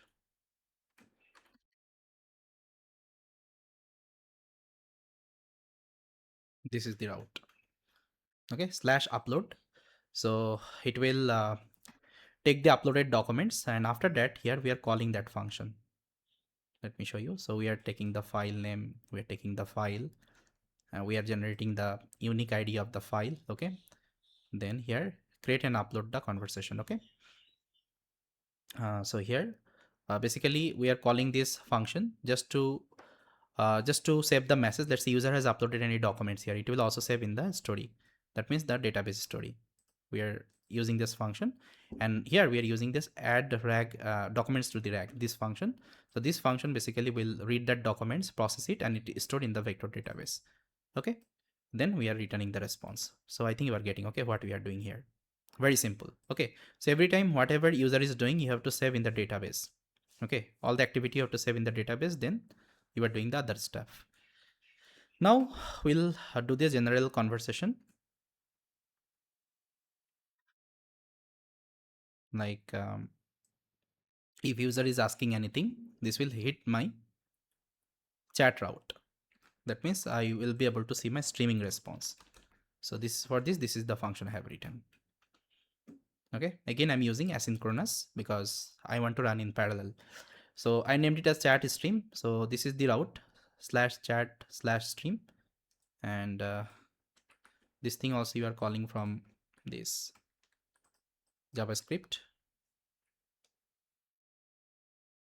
Okay, as you can see, so JavaScript is hitting that route, and we are taking the user message thread. Okay, thread we are taking, and every time whenever let's say user is clicking on new, okay, new, that means new button, that time what will happen, one new thread would be created, and here we are setting the thread ID that time. So thread we are taking, selected model we are taking, then we are preparing the user message, we are initializing the agent. As you can see, we are calling the get agent function, and this will give me the agent. Okay, after that we are updating the conversation in the database, then we are saving the chat message as well. That means every time it will save the conversation, okay, whatever conversation user is doing, where it will set in the chat message. That means in the chat message table, here in this table. Okay, it will save all the conversation.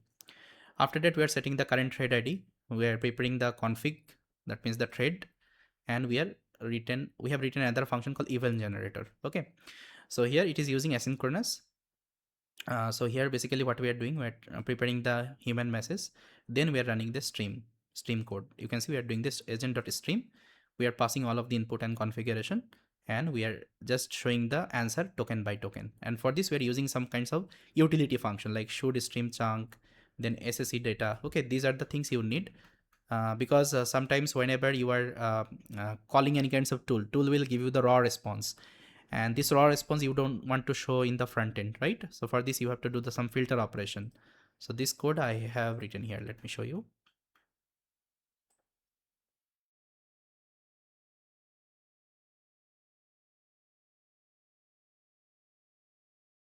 So this is the code. These are the utility function unit. Yeah, SSE data, then should stream chunk. So basically it will first of all check whether it's a tool response. Okay, then it is a AI message or not. Okay, these kinds of things verification it will do. Then it will extract the text from the chunk. That means instead of getting the raw message, it will only take the content and it will return you. Okay, so this is what actually we are using in this function. You can see we are using in this function should stream extract from chunk as a token by token, then we are showing it in the console, and every time we are doing the yield operation. Okay, so if you're using asynchronous, I think you know what is yield, right? You can go through that recording. Okay, then we are using FastAPI streaming response function, and we're giving this event generator function inside that. Okay, so basically this will show my response as a streaming one by one token. Yeah, so yes, this is the code you just need to write in the FastAPI server, FastAPI endpoint. Now I think everything is ready. Let me see.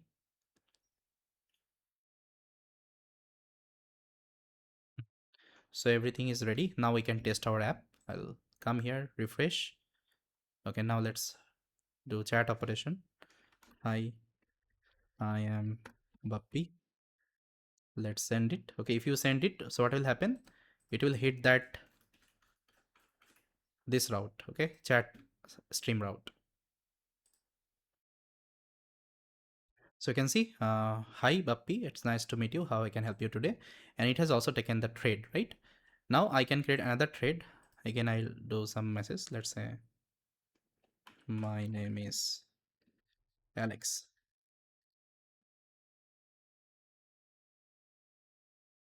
Okay. Okay, Alex, I have saved your memory. Nice to meet you. Okay, this is another thread. This is another thread. Okay. And if I click here, you can see the conversation here. Okay, you can see the conversation here. Why it is happening? Because of this um, two method.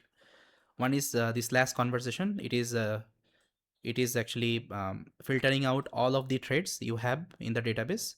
Now, if I show you my database, right, the chat memory database. Now see, every time whatever conversation you are doing, chat message you are doing, yeah.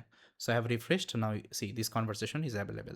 So whatever conversation you are doing, right? Hi, my name is Bappy. Okay, blah blah blah. All the conversation you will see with the thread ID here. Okay, thread ID here, and here is the conversation, and here is the long-term memory. Okay, so that's how we are saving inside our database every time. Now let's test any other message. Let's say I'll tell me the latest news in AI. So it will use the search tool that time. Let's see. See, it is using web search tool.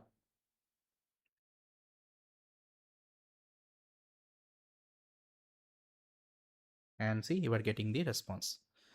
Now let's ask another question. Calculate this.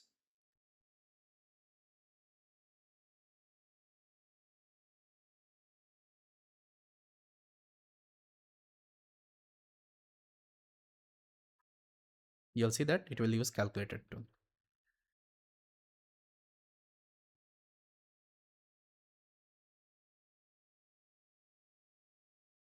And this is the response.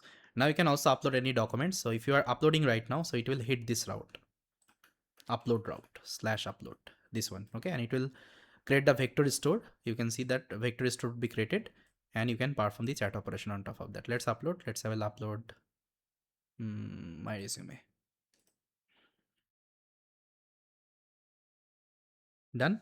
Now you can see the uploaded documents as well. It is available in the upload folder. See the document you have uploaded, it is available. Now we can perform the chat operation. Who is Bakhtiar Ahmed Bappy based on PDF. Now it will use document search. That means the RAG tool. Okay. Now you can see that the my vector store is created. So this is my vector store. Okay. So this is the beauty of this um, chatbot. Now see, it is telling about me, right? Okay. Everything is working fine. Now let's test the voice mode, whether it's working or not. I'll give the permission. How many years of experience Bakhtiar Ahmed Bappy is having? Okay, it is not able to recognize my name. Okay, let me do it again. How many years of experience he is having? Now good. Now let's send it.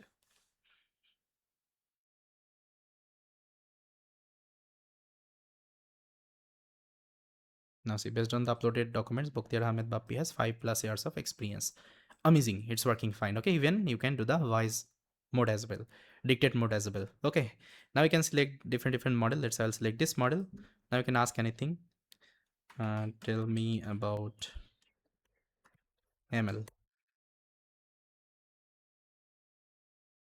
Now see, it is telling you about ML. Now you can generate code. You can do real-time search operation. You can upload your documents. You can use the voice mode. You can create different threads. Okay, anything you can do like ChatGPT. Okay, so our application is prepared. Now we have given some suggestion. You can also use this suggestion to prepare a like instance prompt. Okay, instant prompt. This is also possible. So yes guys, that's how we have created the entire system, and this is like a chat GPT application we have created, our own chat GPT we have created. Now we can deploy this application over the cloud and we can make it live so that other people can use it. And my request would be to everyone, just try to upgrade this application as much as you can. Just try to add, integrate more features. Okay, just try to integrate more features, more tool. See here, I have used few tools, right? I have used very few tools here. Where is the tools? Here's the tools. Okay, I have used few tools here. You can use as much as tool you can. Okay, just try to use as much as tool you can and make it like more powerful. Okay, now you can also test the memory. My fav colors is red.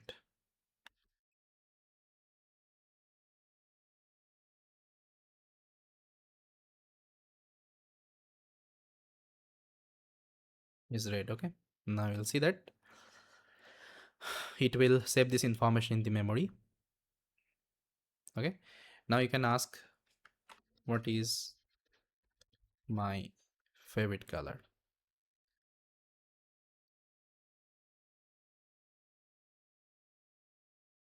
Now it will use the long-term memory to give you the response. Now see, your favorite colors is red. Okay, now you can also see in the long-term memory, you can open this memory, you can go to the long-term memory, refresh. So you'll see that my favorite color is red. Okay, everything is available.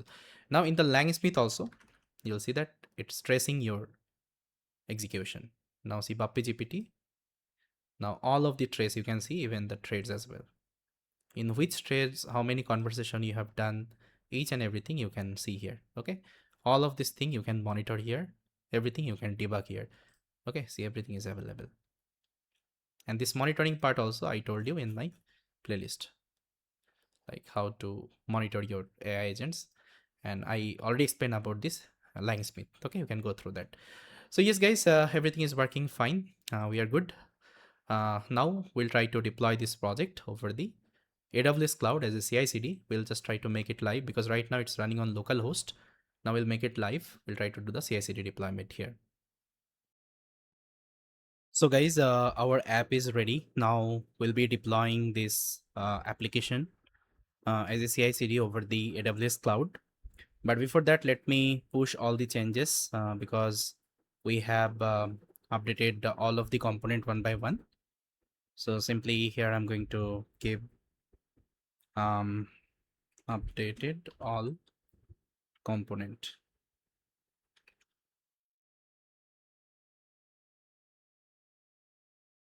Then I will push the changes. And apart from that, I also added the deployment step here. As you can see, this is the deployment step we'll be following. Let me show you. So now if I refresh in my GitHub, so see, all the codes are updated. Okay. And this is the deployment step guys we'll be following. So here, first of all, I will be logging with my AWS console. Then there I will be creating IAM user. That means identity access management. After that, there we'll just try to um, give some of the permission. Okay. Like what are the services we'll be using. So here we'll be using EC2 instance and ECR, Elastic Container Registry. So in the Elastic Container Registry, we'll try to store our Docker image. Okay, because we'll be using Docker service here to containerize entire our application, and we'll try to store in the ECR service. ECR is a I mean Docker image storage service, so there you can store any kinds of Docker image. So this is the description for the deployment. First of all, we'll be building the Docker image of our source code. Then we'll try to push this Docker image to the ECR, Elastic Container Registry of AWS service. Then we'll launch our EC2 machine. EC2 is a virtual machine. Then we'll try to pull our image from ECR to EC2. Then we'll try to run this Docker image as a container. Then we'll do some port mapping. After that, we'll be able to access the application. And these are the policy we have to provide whenever we'll be creating the IAM user. Okay, so this is the entire step guys. I have written all of the command, everything, whatever you required, I just mentioned it here. So we'll just try to follow this readme file and we'll try to perform the deployment. But before doing the deployment guys, you need some of the file here. Let me show you what are the files you need. Yeah, so the first things you need, which is the cicd.yml. But before that, let's create a Docker file first of all. So Docker file. Okay, so we'll be writing this docker file. And again, if you are not familiar with Docker, then if you are not familiar with this kinds of MLOps concept, so on my YouTube channel, I already have a complete MLOps course, guys. Here I have already covered all kinds of MLOps tools like Docker. Okay, I have also covered Linux, MLflow, DBC, each and everything. But you don't need to cover all of them. If you are completely new with the Docker and all, you can go through this recording. I think Docker starts here. Even you will see this um, timing. Okay, this timestamp. So from here you can see, right, what is the Docker. Simply you can click on the timestamp, you will be able to see the Docker. So just try to learn. If you don't know about Docker and if you want to understand the Docker command, just try to go through that recording. So here let's try to add all the Docker related command. So this is our Docker file. Okay, and these are the command you have to mention in the Docker file. So first of all, we're taking the base image and Python 3.11 we are using.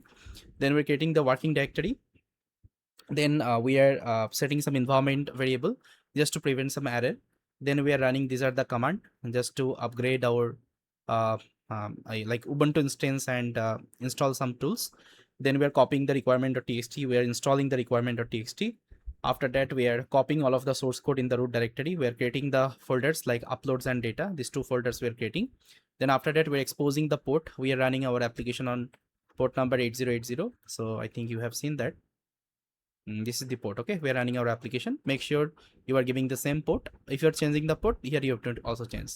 Then this is the command to run the our app.py server. So if we can app, so we are running the app.py. Inside app.py, we are having this app object. Okay, we created this app object, so we are running it here. Then we're giving the host and as well as the port. So this is the Docker we have to write. And if you're writing Docker, you need another file here called .docker ignore. Inside that, you will just write all of these folders and file you don't need whenever you are building the Docker image. Okay, so these are the things I will avoid. And that means any kinds of virtual environment, or these are the file I'll just try to avoid whenever it will build a Docker image. It's kinds of your git ignore. So whenever you are pushing anything in the GitHub, right, you are ignoring something in the git ignore. These are the files. So same thing you have to write in the Docker ignore if you want to ignore anything whenever you are creating the Docker image. Okay, yeah. Then Docker file is done. Now we'll just try to create a folder. I'm going to name it as .github. Inside that, you have to create another folder. The folder name should be workflows. Okay, just make sure you are giving the same name, otherwise it will not work, because as a CICD tool, guys, here we'll be using GitHub Actions. Okay, I told you we'll be using CICD approach. So if you are pushing your code to the GitHub, automatically it will get deployed over the AWS cloud. Okay, we'll be creating that pipeline. And as a CICD tool, we'll be using GitHub Action. And GitHub Action, it is already available on GitHub. Okay, it is already I mean predefined setup. You don't need to set up the GitHub this GitHub Action server separately. It is already running on GitHub. So that's why you need this folder and workflows. And inside that, you will be creating a file called CICD.yml. Okay, so this is the file. So inside that, you have to write all the CICD related command. And these are the command you will be getting from the internet only. If you just search GitHub Action CICD deployment command, you will see these kinds of code would be available over the internet. Even you can also generate from ChatGPT. So this is the command I have prepared, guys. Here I have mentioned all of this step and command you need to perform whenever you are doing the CICD. First of all, we are giving the name of this workflow. Then whenever you are pushing your code on the main branch, that time what will happen, this will trigger. Okay, so in continuous integration, what we are doing, guys, we are authenticating with the AWS account with the help of this secret key, AWS access key, secret access key and region. We are authenticating. Then we are logging into the Amazon ECR. We are building the Docker image. Then we are pushing this Docker image to the Amazon ECR. Okay, then in continuous deployment, what we are doing, again, we are authenticating with the account, our AWS account, with this credential. Then we are logging into the ECR. We are pulling that Docker image and we are running inside our EC2 machine. Okay, so these are the commands I have written, guys. And you know that to run this application, you need some environment variable. So these are the environment variable you need, and all the environment variable I have mentioned here. Okay, you can see I need Google API key, Google model, Tably API, LangSmith. So whatever key you are using, make sure you are adding in as environment variable. Okay, and we'll be reading it from the GitHub secrets. We'll try to add all of this credential in the GitHub secrets because directly I haven't mentioned inside my code. So that's why always secret file should be written in secrets. Okay, GitHub secrets. So yes, this is the entire CICD.yml, and we'll be using this file for the deployment. And I'll share all of these resources in the description. From there, you can check it out. And if you want to learn more about this CICD.yml, and again, just try to check that MLOps course there. I already discussed about the CICD. Okay, so inside CICD, I already explained that concept. You can go through that. So yeah, now let's try to follow the pipeline. So if I go to my GitHub, so this is the pipeline. First of all, let's log in with the AWS console. Make sure you have the AWS account, guys. I already have the AWS account. I'll just try to log in. I'll just sign in with my management console.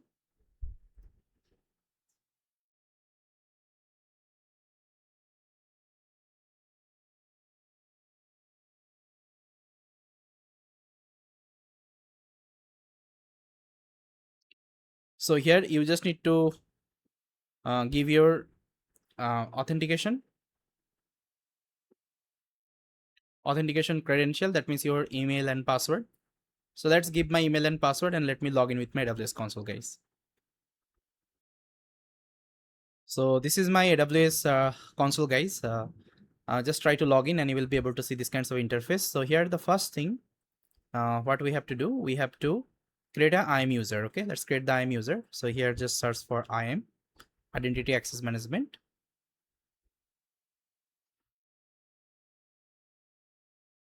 And here I'll just click on IAM user, create a new user. I'll give the name, let's say BappyGPT. You can give any name.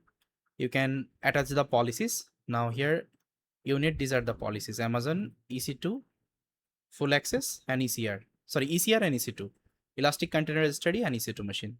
So this is the service. Here I'll just try to search and select. Then I'll just try to add another one, this one, and this one, Amazon EC2 full access.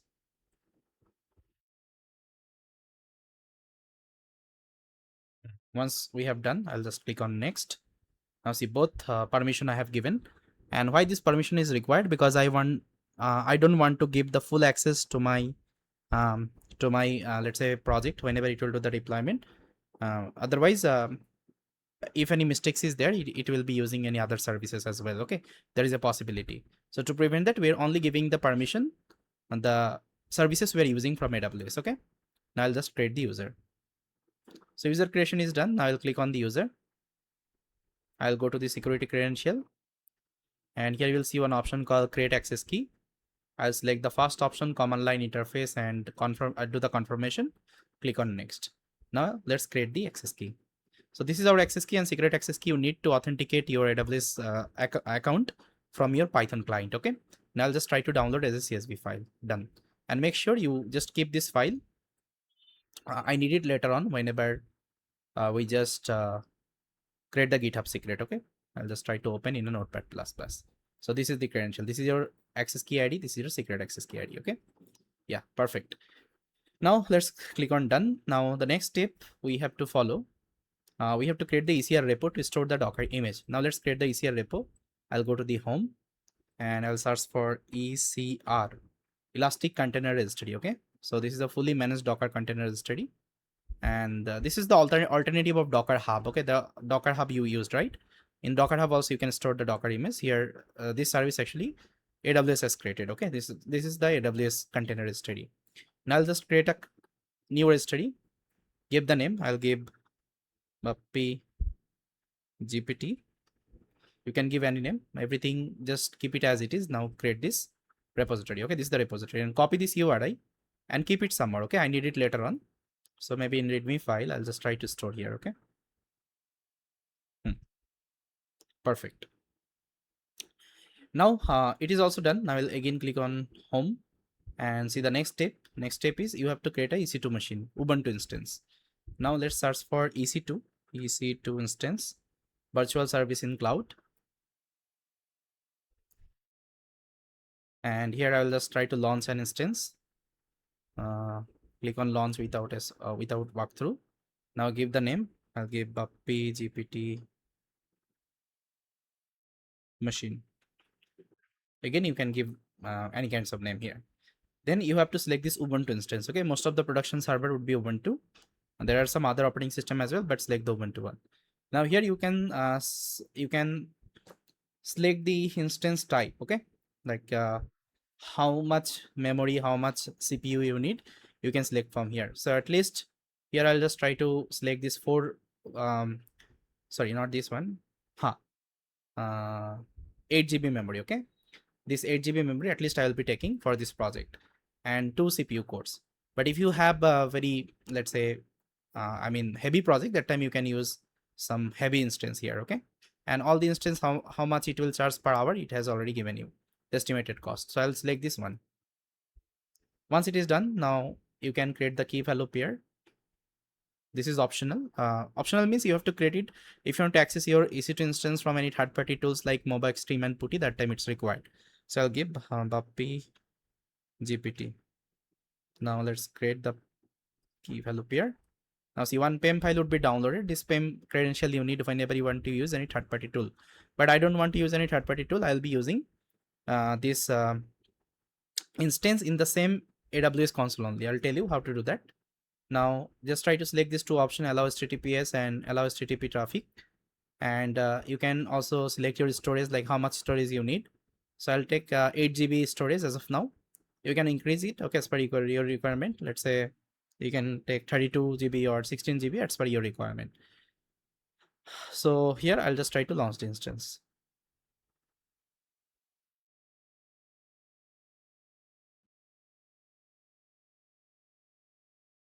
Now click on view instance.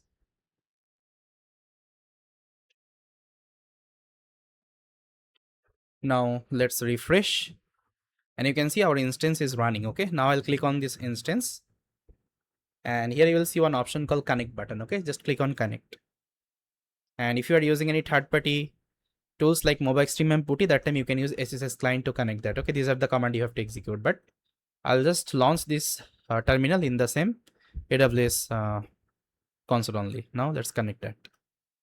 Now see, it will open a new window, and there you will see a Ubuntu terminal, and there you have to set up everything.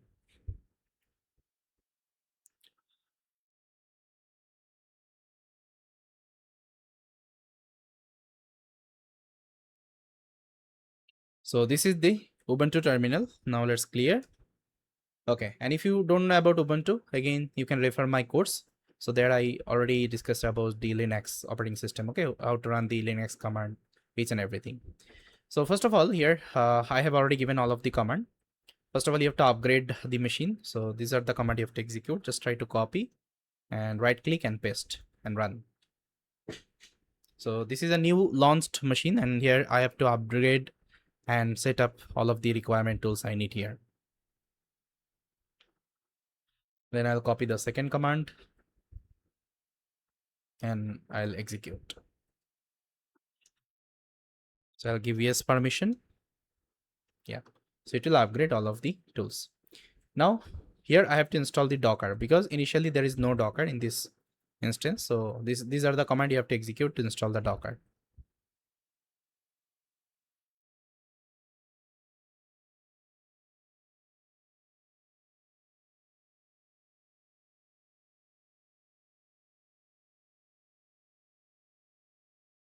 Okay, let's clear, paste.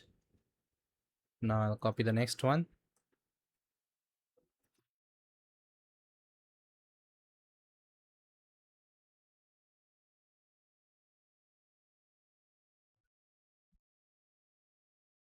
Then I'll copy the next one.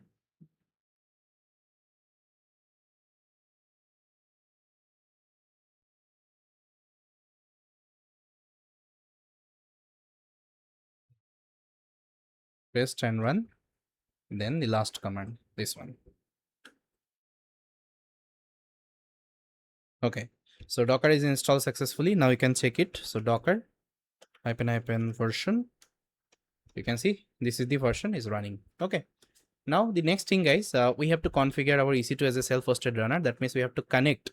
Okay, we have to connect our GitHub repo with our AWS account. Okay, so that if you are committing any changes, okay, if you're pushing your code, it will automatically deployed over the AWS cloud. So for this is the connection we have to build. So for this, make sure you are using your GitHub repo, guys, the same repo you are updating your project, not my repo. So let's create another tab here because I want to refer this command, okay, from this one. So now here you have an option called settings. Click on settings and there will see one option called action and go to the runners. Okay, now create a new self-hosted runner. Select this Linux and you have to execute these are the command one by one. Copy and execute in the EC2 terminal. So that's how we'll be connecting. Now, next command and execute.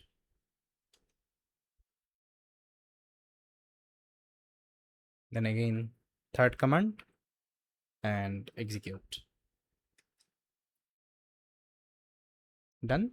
Now we have this command.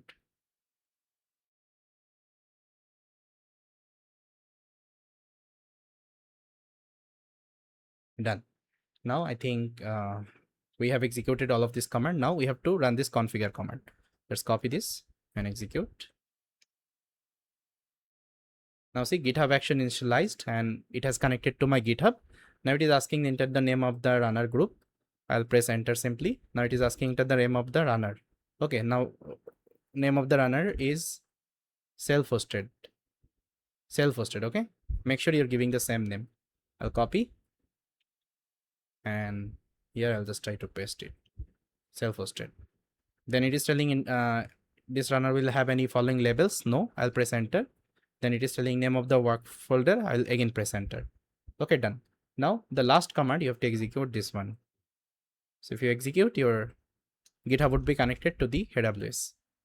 Now see, connected to the GitHub and listening for the jobs. Now if I come to my repo, now if I go to the runners again, now you can see that this status is idle. That means my AWS is connected with my GitHub. Now if I push anything in my GitHub, it will automatically get triggered that CICD pipeline and all of the code would be deployed over my AWS cloud. But before that, we have to set this credential. Okay, these are the secret credential in my GitHub GitHub secrets. So let's do that. So for this, again, here you will see one option called secret and variable. Click here and click on this action. Now here you will see this repository secret. Just click on new repository secret.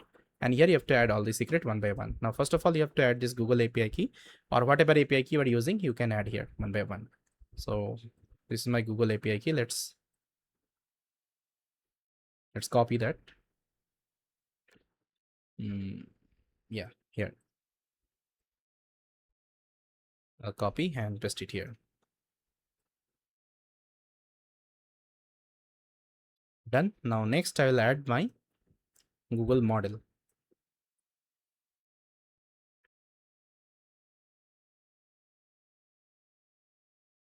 This is the model.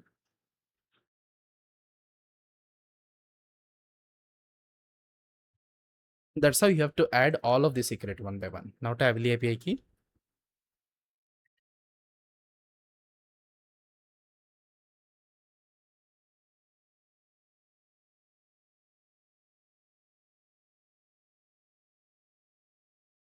Now next you have this LangSmith tracing.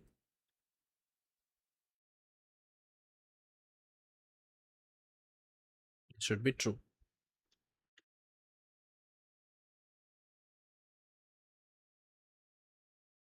Now LangSmith endpoint.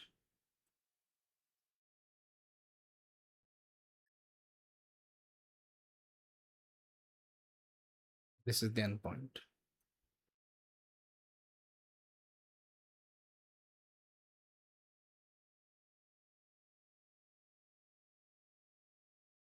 Now LangSmith API key.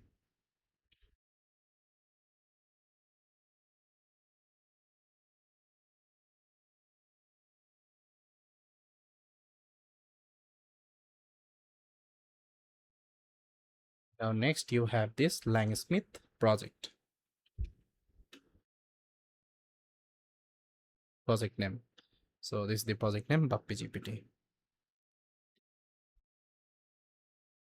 Done. Now we have to add the AWS related credential, AWS access key.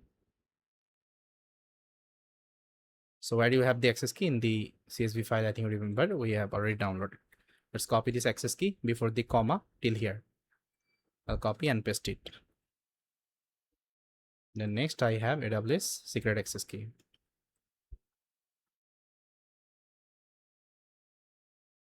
And in this file only you have the secret access key. After this comma, okay, whatever values you have, just try to add in the secret. Now next you have this AWS region.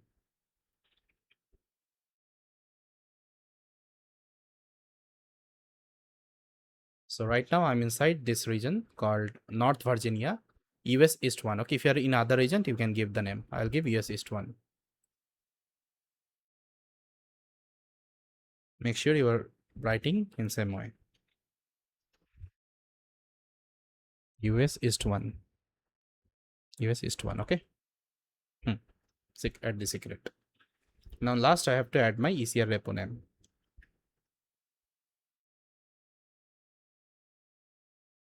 So why do you have the ECR repo name? I think remember we copied one URI, right?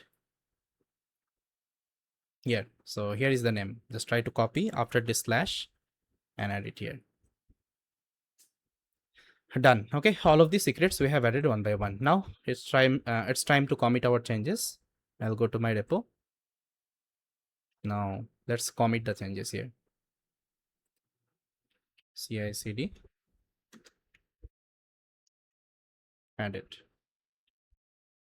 Now push the changes. Done. Now if I refresh, now see my action is running, workflow is running. Now I'll click on action. I'll open the CICD workflow. Now see continuous integration is running. So it is building the Docker image and pushing it to the ECR. All of the execution you will be able to see. So let's wait. This process may take some time.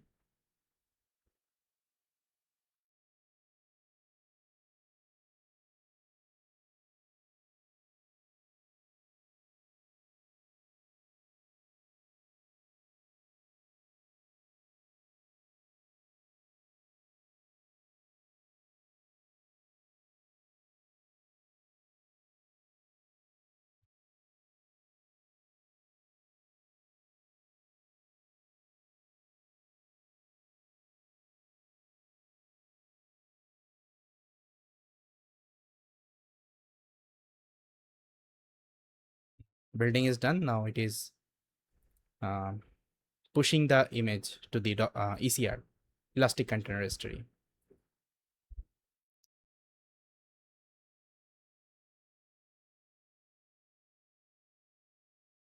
You can even check in the ECR. So let's create a new tab and I'll go to the Elastic Container Registry. So this is my registry. I'll click here. So see, the image has been pushed. Okay, now it is running continuous deployment. Now it will pull that ECR image and it will run on my EC2. Now see, pulling is completed.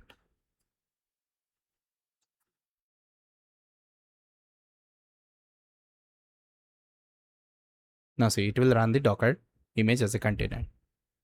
Done. See, all of the execution are green. That means everything is fine.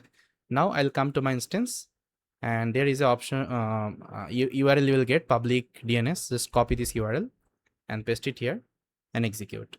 See, initially this application will not open because right now this is running on port number 8080, but we haven't done the port mapping. So if you want to do the port mapping, just come here and there is an option called security. Click on security, go to the security groups and you have one option called edit inbound rules. Then add the rules and here just try to add port number 8080, okay? And just try to, okay, one more thing you have to add this 000. That means you can access from anywhere. Then save the rules. Then I'll go to my instance, copy this URL again, and at the last I will give port number 8080. Okay, now if I execute, now see my application is running. Okay, see how BappyGPT is running and this is completely live right now. You can share this URL with anyone and they will be able to access. Okay, now you can purchase any kinds of domain name. You can also change the domain here. Now let's test whether it's working or not. Okay, now here I have given hi. It is giving hello, how I can assist you, how I can help you today. And it has also loaded my previous threads. Why? Because in my GitHub, I already updated my database, right? So from database, it is loading in the old conversation. Okay, that's why you're able to see that. See that. Now let's do the chat operation. I'll tell my name is Bappy. See, now you can even create a new threads and you can do the conversation, but let's continue here. Now here you can upload your documents, your any kinds of documents. Let's say I will upload my resume.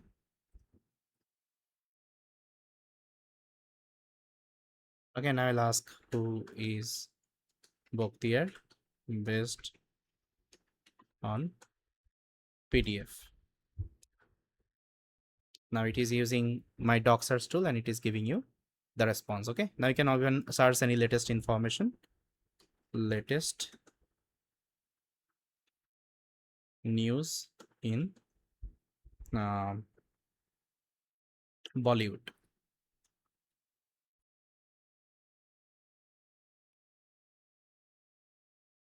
Now see, real-time search operation it is doing, and this is the latest news I got. So yes guys, everything is working fine. Okay, now this is completely live. And now if I, let's say, close my this window, that means this terminal, still my application will be working. See, okay. Now the best part is that if you push anything, right, if you push anything, push any new change, uh, automatically this pipeline will trigger and all of the new features would be added in your deployment server without let's say stopping your application. This is the main benefit. Okay, so this is the one-time setup and rest of the life you can enjoy. Now yeah, everything is done. Now we have seen the deployment. Now let's try to stop all the instance we have created because our learning is over. I don't want to keep it running, otherwise it will charge me. And one more thing, I want to show you this LangSmith monitoring. So if I go to my LangSmith in BappyGPT, see the last execution. Okay, it has done. Okay, perfect. Now let's try to terminate everything. So first of all, I will terminate my EC2 instance. So select it and click here, instant state, and terminate and delete. Okay, if you stop it, it will stop, but it will not delete. Okay, but I will delete it everything. Terminate and delete. Now see, after some times it will delete it and shut down. Once it is done, I will search for ECR elastic container history, and whatever history I created, I'll select and delete it. I'll give delete message and confirm. Then I will delete my IAM user as well.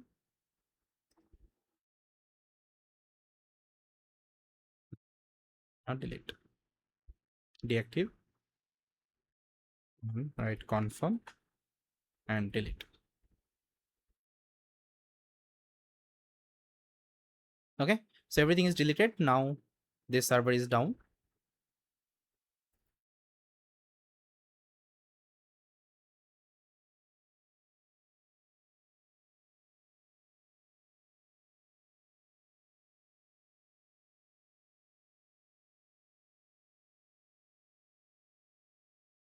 So see, now this URL is down because we have deleted everything. So fine guys, we have done. Now I'll share this code and everything in the description.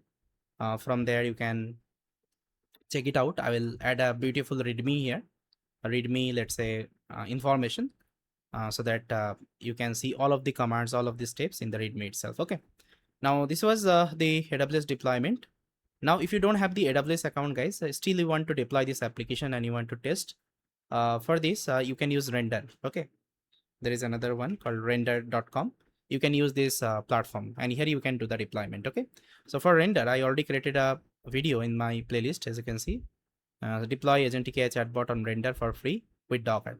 You can simply check this video and you will be able to deploy this project over the render cloud as well. Okay, so yes, this is all about, guys. I hope you like this implementation. If you found this implementation useful, guys, please try to subscribe to my channel. So this is my channel, guys. Please try to subscribe. Let's hit 100k subscriber as soon as possible, and I have lots of plan for this channel. I'll bring lots of content related agentic AI, MCP, okay, data science. So each and everything would be available in one place. And if you want to connect me, guys, this is my LinkedIn profile. So here you can also connect me. You can also follow me here. So definitely we'll try to keep in touch. And if you have any kinds of question, you can feel free to reach out here. So yes, this is all about from this implementation. Bye everyone. And I will see you in the next implementation, guys. Thank you so much.